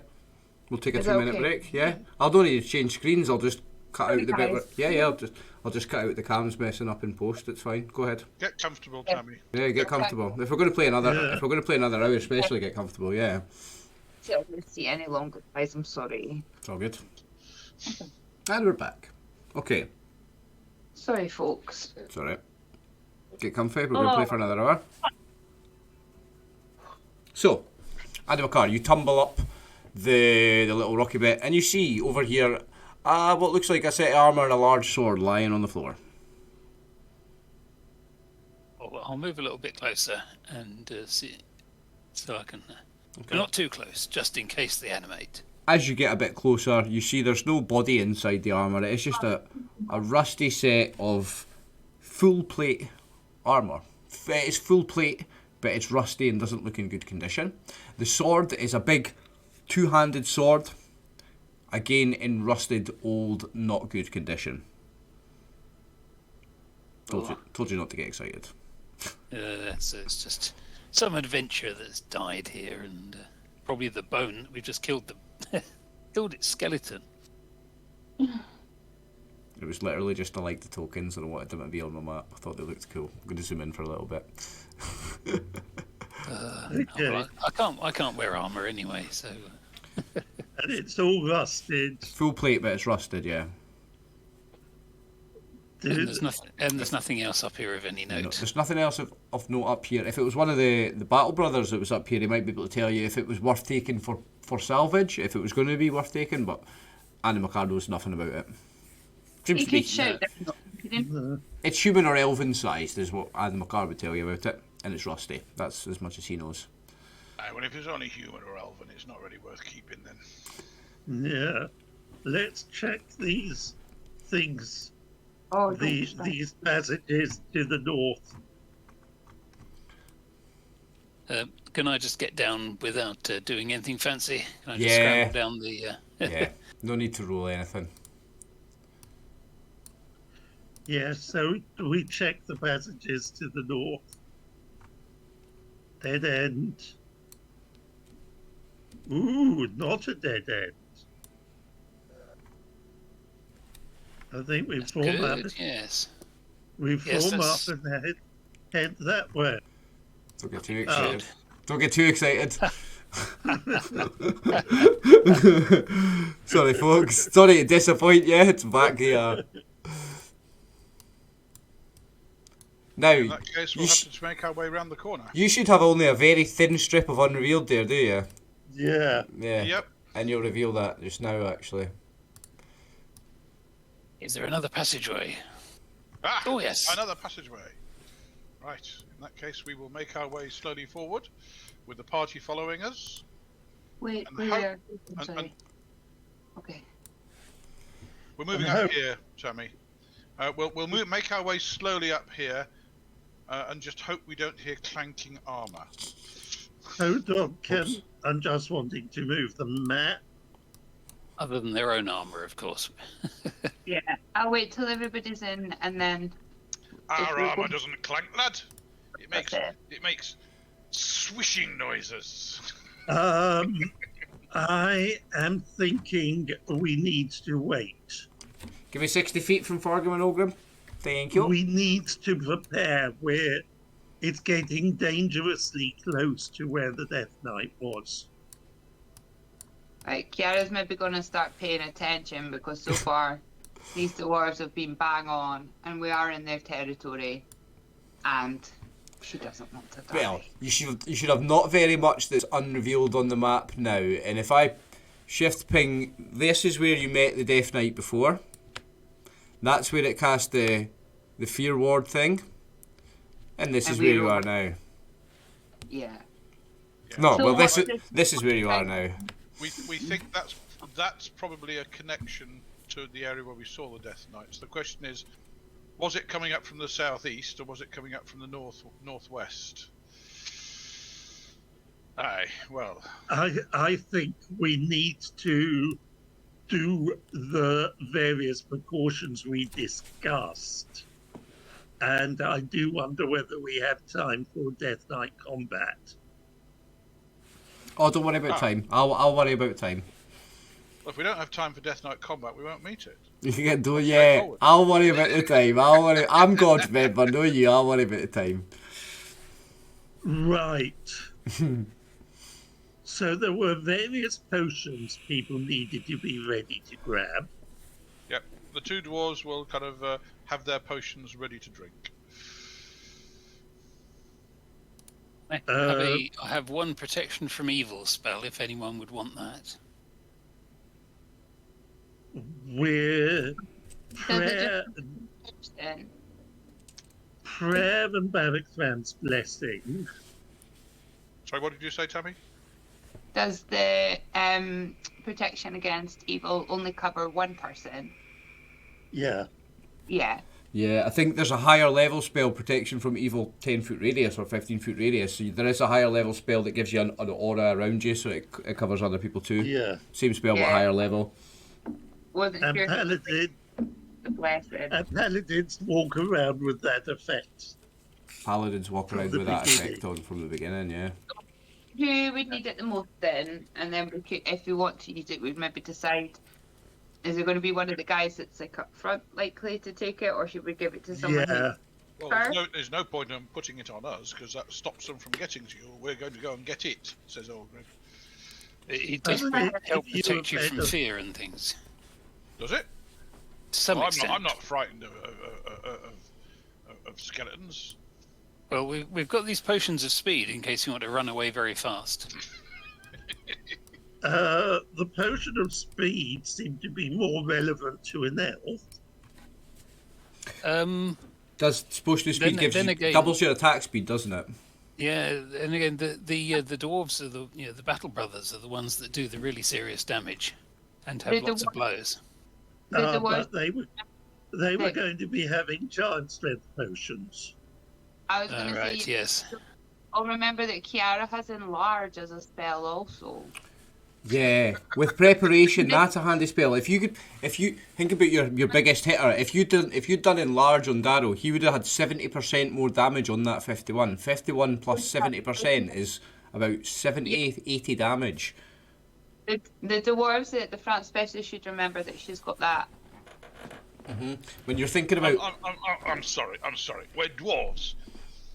You don't cast enlarge on a dwarf. That's just taking them. I Yeah, think well, you know, lass. I think she's done it on Darrow before, way back in the days. I think she's cast it on Darrow before. Maybe, lass, but not a proper. Well, no offence to her. Plus 70% damage. That's what I'm saying. It's because it's Well, see what the Ogren brothers are saying when like big daddles shit out at people. Yeah, but Right. not a proper dwarf then, are you? I like the idea of giant Darrow like. So, and then we would I do remember it giving you extra. potentially, P for me is also a spell the clerics can do. Yep. What level is it for the clerics? First, Right, okay, so you can both cast that. and silence, so it doesn't hear us coming until we're right up on it. Yeah, well, I don't know. You're the wise one in that sense, lad. And the thing is, silence will hopefully stop some of the magic that depends on. Can I just clarify, Ryan? Yep. The power word spell that was used. Was power word stun. Yeah, but does it resonate? What do you mean, does it Is it- resonate? Was it the sound effect that killed? Yeah, but it's power word, so he has to speak, he has to say a word for that spell to work. The verbal component is 100% necessary because it's power word stun or power word blind or whatever you're doing. The saying of the word, the verbal component would be 100% important, yeah. So silence So would... if we're in a silence, it won't help us. If it's in a silence, it might not be able to say it. Yeah. As long as it casts the spell, then it's going to affect you. So if it can make the sound, the spell's going to work. It doesn't matter if you hear it or not, it's only it making the sound. If you can stop it making the sound, that would stop the spell from working. Stopping you from hearing it wouldn't block it. What we want is silence on various things that can be thrown. Like a bottle of holy water, for example. Oh, cast it on his maul. If you cast it on his maul, says Olgrim, then there's two benefits. First of all, he'll be right up against it, and it'll stop it kind of saying these spell things. And secondly, it'll stop his bloody comments. Has it got a radius, the spell? Is it a silence radius spell? 15-foot radius. 15-foot radius. The thing is, cleric spells take a while to cast. Mm-hmm. If we approach with it on bottles of holy water, generally you can toss the water faster Then you might swing than that. a spell the can more. be cast. Yeah, And of so course, if if we we have them hit it, pre-prepared, yeah. And if we hit it, it'll damage it as well. How long does your silence spell last? Quite a long time. So you're thinking about casting it on a holy water bottle and then throwing that bottle so that then becomes the area that's affected by the silence spell, wherever that lands. Yeah. Yes. What stoppers do these bottles have? Can you do that? Can you cast a spell on a bottle and that bottle then becomes a launching weapon for a spell? Is that... Are you Yes. cheating? You can? Yes. Okay, I'll give you that.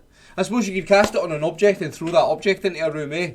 You could cast it on a brick and throw a brick into a room and it's... Wherever the brick lands, yeah, it's going to work with a holy water bottle as well, I guess. So Yeah. are there stoppers on the... Aye, let's say cork things, cork stoppers. Yeah, I would say you cast it on the cork. Yeah, because that'll just bounce about somewhere in the room when it smashes. Because if the bottle will smash, and you're not quite sure what happens to the silence when the bits flare around, but the cork ought to stay reasonably close. Yeah, but if it kind of moves 15 foot, it's going to be outside the silence, isn't it?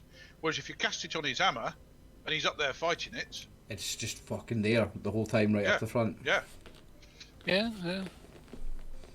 We won't be able to cast any spells directly on you, like cures, for example.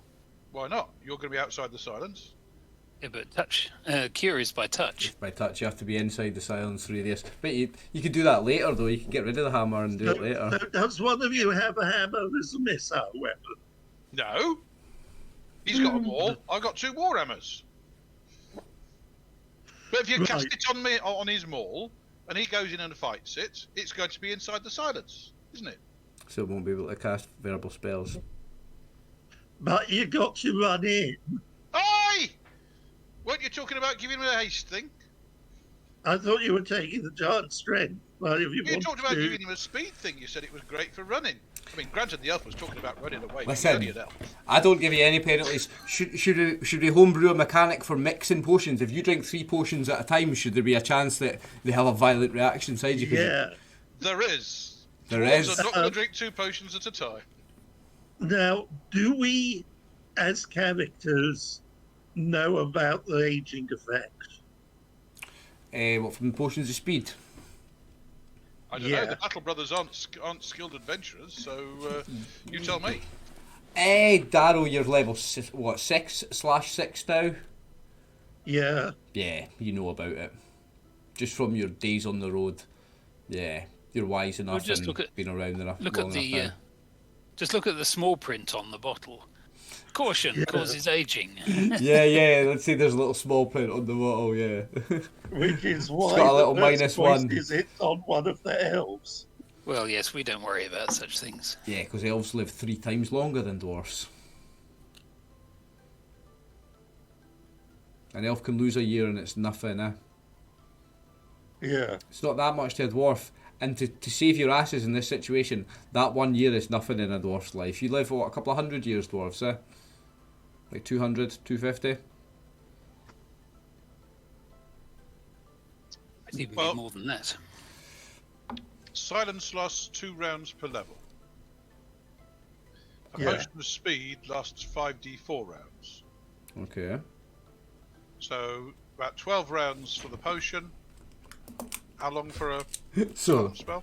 basically, the rest of the session is going to be me writing down notes on what you've all cast for the next session. Yeah. And No, because I don't think there's any point in casting it. Because if silence only lasts for 10 rounds, 10 rounds isn't going to last very long. a It's lot going can to happen take in up- 10 rounds. Snape can could have take- died in less. How long does it take us to walk that distance over? To where you think it is. Yeah.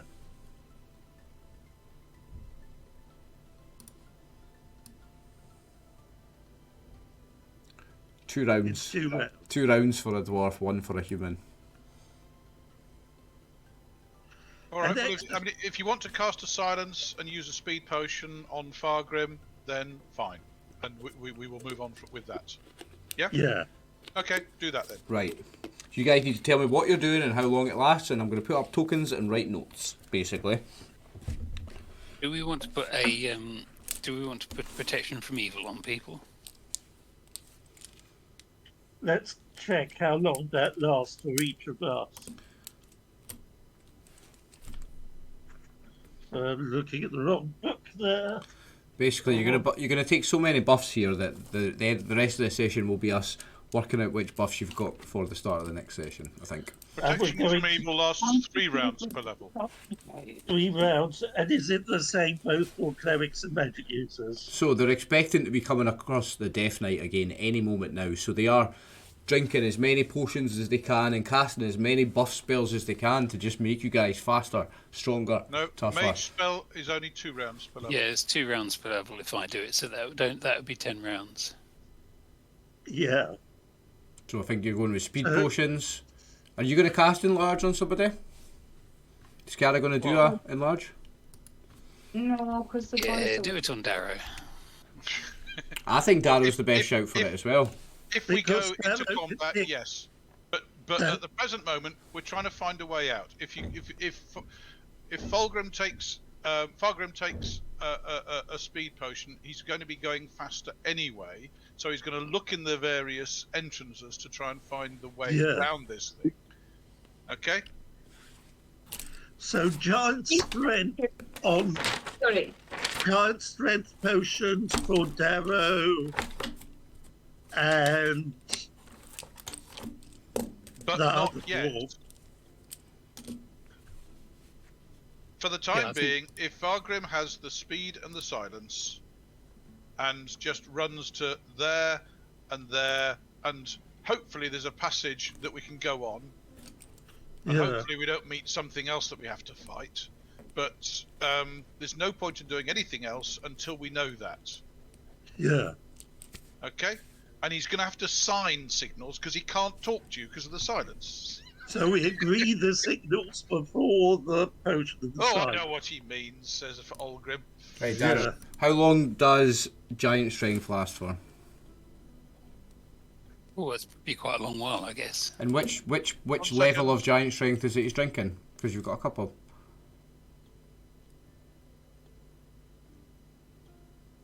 I'm writing it down and everything.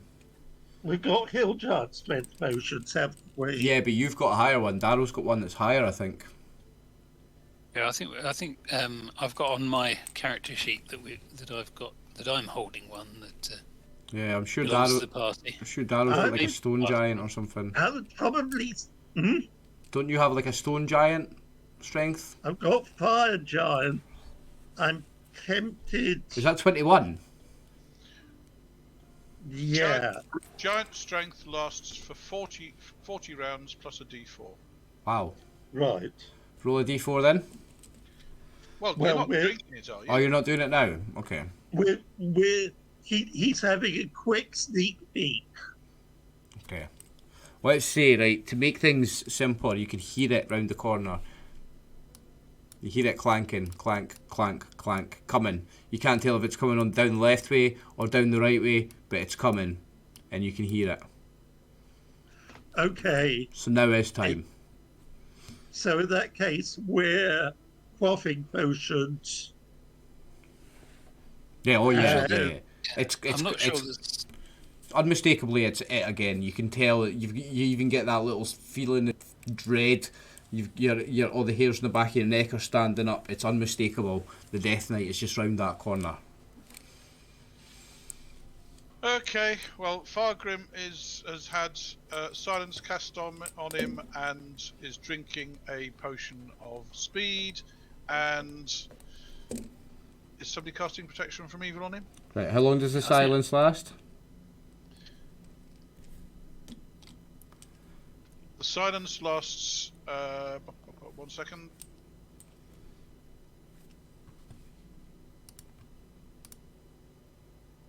Two rounds per level. So who's casting it? Oh, the hamster's.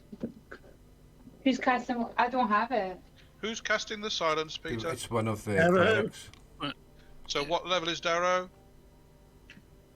Both the clerics are 6th Six. level. So it'll last for 12 rounds. So I can cast a protection from evil, though mine don't last as long as the others. If you want a P from me, Well, from in that from case, get Eleanor to do a P for me. Yep. me. so- It's just that we might need their Yeah, spells for curing. we'll do some P from each in preparation for. So basically, everyone can have a P from me, can't they? Right, so I've done so far. All I've got is Fargrim's got silence for 12 rounds. What's next? Darrow, you were doing a potion of fire giant strength, was it? Yeah. Right, and how many rounds is that? 40 plus d4 or something? Yeah. Roll that Yeah, d4. yeah, whatever. What did you say, Dave? Someone gave a duration. I think it was 40 Someone- plus d4 rounds. Hang on a second. The silence lasts 2 rounds per level, so that's 12 rounds. Yep, got that. The potion of speed lasts for 5d4 rounds. And is this Fargrim So as well, one is it? second. Okay. Fargrim is having the potion of speed. Okay. The P from ease, which we'll try to have on everyone, the last. They last 3 rounds per level from the clerics. Yeah. It's just I have a P from E, and if I don't use it, then it's no use for anything else. Whereas the clerics can use their spells for healing. Okay, so in that case, you stick your P for me on someone, and that's 2 rounds per level. So I've got... Yeah, which is 10 rounds. If we're still alive in 10 rounds, we're probably doing quite well. So I've got Darrow, Fire Giant, Strength. How many rounds was that? That was the 40 plus 40 D4. plus a D4. Right, roll D4. I'm just writing it down. I'll worry about the tokens after, like. So 41 rounds. Nice. Okay, the potion of speed on Fargrim is 13 rounds. Oh, I've got 12. I thought you'd already rolled that. No, I've just rolled the 5d4 there. Alright, 13. 12 rounds is for the silence. Oh yeah, the speed's 13, yeah. I've got 12 rounds silence, 13 rounds speed for Fargrim. Yep. So Darrow's got Fire Giant Strength for 41 rounds, Fargrim's got silence for 12 rounds, and speed for 13 rounds. What's next? Olgrim on using one of the Stone Giant Strength potions for 42 rounds. Wow, okay. So that's Olgrim, Stone Giant, 42 rounds. P for me on at least the 3 front rankers. Yeah, do you want my one then? Because as I say, otherwise it's Yeah, always okay. wasted anyway. Yeah, their spells are more versatile. You might as well use yours. Yeah. So somebody can have my one. Okay. Tell me who you're casting it on. Fargrim or Olgrim, your choice. I don't mind. Who wants the shorter acting one?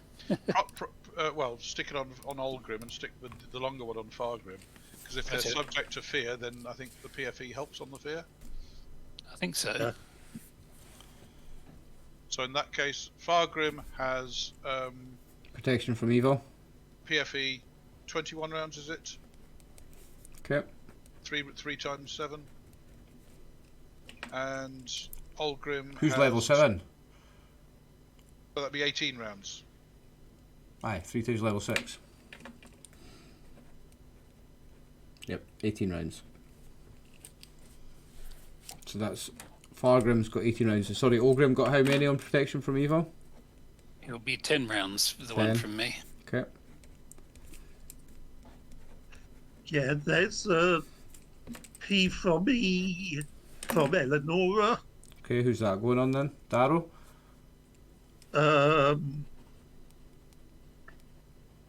PFE's protection from evil. Is Yeah. Yep. Just abbreviating because we're doing so much. like just And checking. because Darrow can do his own P for me. Alright, okay. How many rounds does that last then? 18, isn't it? Yep, 3 rounds per level for cleric. Okay, so Darrow has... Right. I've got Darrow has protection from evil 18 rounds and Fire Giant Strength for 41 rounds. I've got Fargrim has silence for 12, speed for 13, protection from evil for 18. I've got Olgrim has Stone Giant Strength for 42 rounds and protection from evil for 10 rounds. What's next? Do other people want P for me, or are we just doing those 3? Oh, is Kiara going to cast Enlarge on anybody? Well, no. On because Darrow? Well, I would Does cast the one in charge? worth doing it on I thought- Darrow. I thought we had agreed it was happening on Darrow, because then Yeah, I Darrow just was can reach. keen to have it done, but it helps Right, because you get like It's 70% bigger. How many rounds does that last? Because then presumably Darrow can reach over the top of that dwarves. Oh, Yeah. if 70% height increase, yeah. does it go on my level? Yeah. Goes on I'm your level level. 7. Yeah. How many rounds is Enlarge last? It's not dwarf-like, is it? Does somebody want me- I'll check on purple one, but somebody has to give me a second. Yeah, so how many... I can remember that it's plus 10% per your level, so I know that it's plus 70%, and that's on damage. Enlarge and lasts 5 rounds per level. 35 rounds. Yeah. Nice. So Darrow now has Enlarge for 35 rounds as well. Anything else? This is the most buffing we've ever done. It must be a boss fight, folks. We're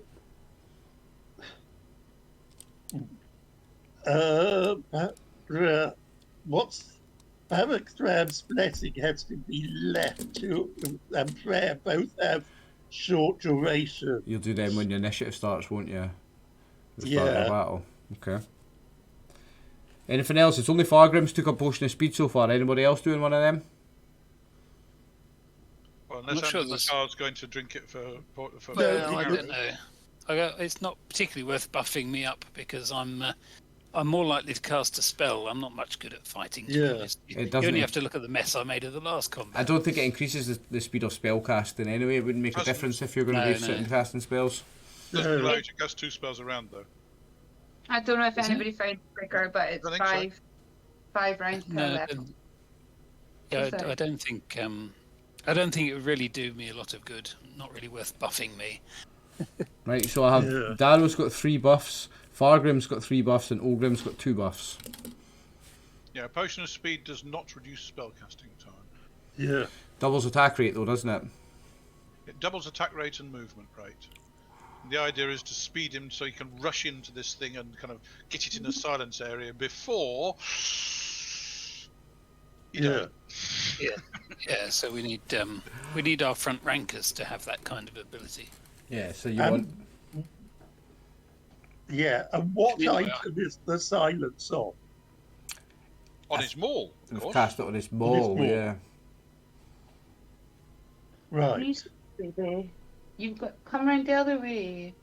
I was looking at my horn of blasting or whatever it is, but I don't think that's going to do anything very much to this thing.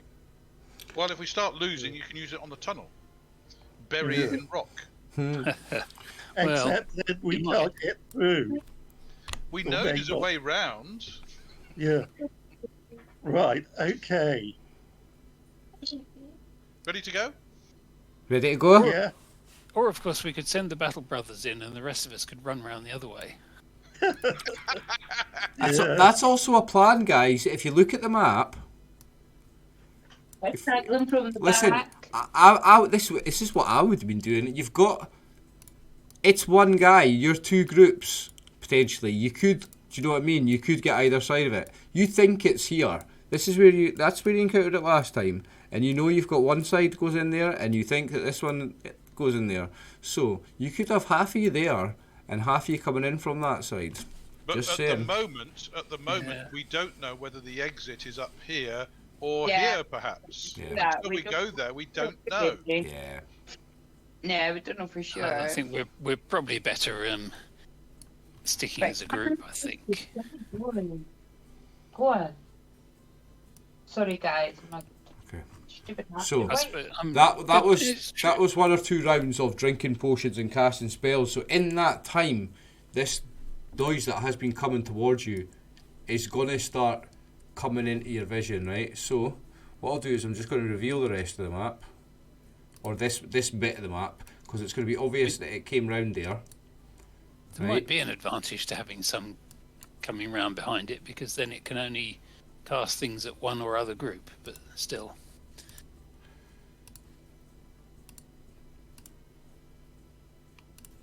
I think perhaps better just stick together. So it'll be there when you see it.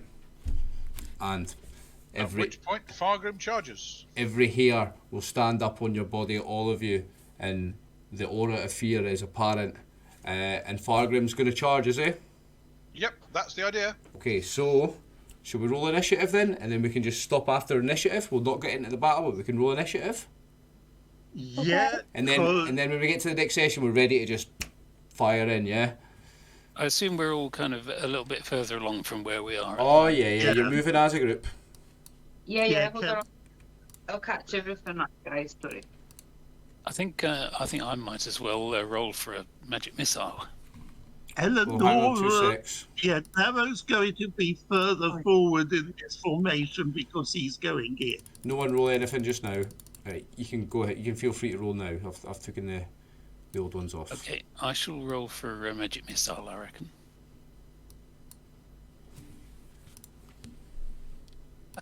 Roll a 10. I'm not deciding what it's going to do in its first round, so I'm going to roll initiative for its weapon, and I'll decide Darrow is later. rolling for Barrack's Ram's blessing. Okay. Eleanor is doing a prayer. Yes. Okay. I've rolled initiative for the Death Knight. I've rolled for its weapon, but I'll decide what it's doing next week. My bad, I apologise. Oh, it's alright. Charlemagne accidentally flails with his paw, but realises that he's... It was just a nervous twitch. Ah! Okay, even the bear is shitting himself. The fear aura from this thing is so serious. Even the bear just had a little spasm and shit itself. So, can I have a DM decision, please? Yeah, okay. I can't guarantee it's a good one, but yeah, you can get a DM decision. Okay. So, Fargrim has drunk the potion of speed. Yep. Which doubles his movements and doubles his actions. Mm-hmm. He normally gets 3 attacks per 2 rounds. Mm-hmm. So, is it going to be 2, 4, 2, or is it going to be 3, 3, 3? 2, 4, 2. 2, 4, 2. Double the attacks you would get in each round, yeah. So if you had 2 that round, he would get 4. If he had 1, he would get 2. Yeah, I think rules as written, that's how you would do it. In that case, would you mind adding a +3 and a second initiative for Fargrim? So it'll be Fargrim. on 9. Okay. So he's got a 9. Yep. And the +2, that's a 14 for Olgrim. So Darrow's on a 6. Don't start with me. My laptop's, guys, not you. I was wondering. It's not misbehaving, is it? Yeah, Darrow's on a 6. I need a new one. Okay. It's done well. Yours, My hair's got a ball crease in it. yours didn't come up. I'll add it. What did you get, Darrow? 6? Yeah, because it's You've- one worse than the D10. Yep. Cool. Kiara, you've rolled already. What are you doing? Magic missiles there. Nice, nice, nice. Never fails. Yeah, we're both being a bit slow with our magic missiles by the looks of it. Is that what You're you've rolled for as well? making sure of your aim. That's what it is. We're both on the same turn as well. Listen, magic missiles about your best chance of a guaranteed hit on this thing. It's a beauty, and I get 4 now, so It's a great spell, actually. Yeah. Look at her with her 4 magic missiles. that's it. We'll let you go in first, Adman Car, and you'll hit him with 3, and he'll be like, all right, and then he'll get hit with a 4th one after that. Well, roll 20 will decide who goes first, because when I hit ascending or descending, it randomises the people that are on the same number. So roll 20 will decide. Is that everybody rolled? Just the order. I've just found out I'm going to... Eleanor hasn't got the spells on her character sheet, so I'll have to check Darrow's for how long the casting time is. Okay. Has everybody done except Eleanor, is it? I think so, yeah. Yep. Nice. I managed to actually get Charlemagne to come up as Charlemagne this time. Yay. Kiara. And the dice, Roll20 has decided that Andy McCarr's magic missile will go before yours. Yes, we're going to get So it will be the 3-4. nice. Unless he wipes you all out. Well, he's not going to wipe you all out because his initiative is after yours. Now there, you'll notice I've been generous there because I've rolled with his weapon, which is about his slowest attack. Out of all these different attacks, I've rolled initiative on his slowest one, but he's not necessarily going to do that. I'm going to decide when we play next what he's going to attack with. You're not being generous. Yeah, I've rolled initiative on his slowest thing, even though that's not necessarily what I'm using. That's generous. Look at him, he's all the way down on 13. You're going to realise you're going to kill the entire party with these fucking monsters you keep giving us. Which somehow we keep beating, but by the way, it's by pure luck. Pure luck that we've got through it this far. This guy's- undamaged. This guy's beat you once already. It's 1-0. It's us dwarves that are doing it. Eleanor is on a 9. Nice. Okay, it's 1-0 to this guy so far in your encounters. Yeah, oh, What perhaps the I'll play hell? a He part. hasn't killed any of us. Perhaps Can you I'll play. Can you add Eleanor into the sequence? Done. And is she before or after the dwarf? Have you rolled? Alright, I'm going to have to randomise it then. But if we remember that Andy McCarr's was above Kiara, just in case it changes it, right? Right. I didn't change it. So Doesn't really matter much. It's all theoretically simultaneously. Yep. Well, except whether She is after someone the dwarf. which is a nuisance because the dwarf may be out of their effect. And There you go. That is everybody rolled initiative. So we only have 20 minutes left in the session. No, we're not going to start the fight tonight. But we have our initiative ready, recorded and ready to go. We'll start the next session, hopefully in 2 weeks, with Fargrim. Well, hold on 1 second, guys. Because... Now that worked out nice for the initiative rolls because the plan is for him to charge in with the silenced maul. So you got him at the top of the round. That was a nice roll. Let me know I don't get the prayer. He won't. The prayer won't be cast on him. But I'm working a day shift 8 till 8 on Tuesday. Oh, scratch that. Sorry, guys. I'm working a 12-hour on Monday as well. I'll be fucked. Okay. We'll schedule for next time you're not working. Don't worry about it. 2 weeks normally we try to do. Yeah. We'll just see what. Yeah, We'll see what's up. I'm not working the 20th, so Okay. we can Okay. hang out next Monday. So that is it for the session. We are 30 days to court. You are back. And you've got your bit of paper with what everyone's modifier, what's everyone's had, have you? Yep. So we can work out the modifiers at the start of the session or whatever. Yep. So you find yourself face to face again with the horror that is the Death Knight, the guardian of this crypt. You are all, even though it's cold, you all perspire. Drops of sweat are dripping into your eyes. Your vision's almost blurry with this salty sweat dripping into your eyes. You've never experienced sweat like this in a cold place like this before. It's an unusual experience. You've never had anything like it in your life. Every hair on every part of your body stands up. Your goosebumps have goosebumps. Not sure that elves sweat. Or you do in the presence of a Death Knight. No one is safe. Your goosebumps have goosebumps. So Yeah, but the quality of that armor's rubbish. in 2 weeks' time, we will see what's going to happen. It'll be episode 62, The Death Knight. Right, folks. Good night, Twitch. I'm going to hang out with these guys for a little bit. But we will see you. Fred. Say goodnight to Twitch, everybody. We'll see you for this Good game night. in 2 weeks' time. What else have we got next, guys? What have we got? We've got Call of Cthulhu at the weekend. Check us out on Saturday night. We're playing Call of Cthulhu. Right. Good night, everyone. Goofin, thanks again for everything that you do. Tammy, thanks for the resub as well. 40 months. Fucking hell, we've been doing this for a while now, eh? 3 years we're playing this game now, guys. Episode 2 was just over 3 years ago, so... Me and Peter have been at this for more than 3 years now. Tammy will have joined... In a couple of weeks, Tammy will have joined 3 years ago. And then in just a little bit more, David will have joined 3 years ago. And then not Yeah, much more. I'm having a rest at the moment. You know, I'm just lying on the back of the bear Yeah. in a dead state. I'm having a lot of fun with the Battlehammer brothers. You make a really great job with the characters. You've really brought them to life. I brought them in to save your ass because you were a little underpowered for something. You've since brought the characters to life. We're dwarves, of course we're little. Right. I'm gonna say goodnight to Twitch. Good night, folks. Peace. Good night.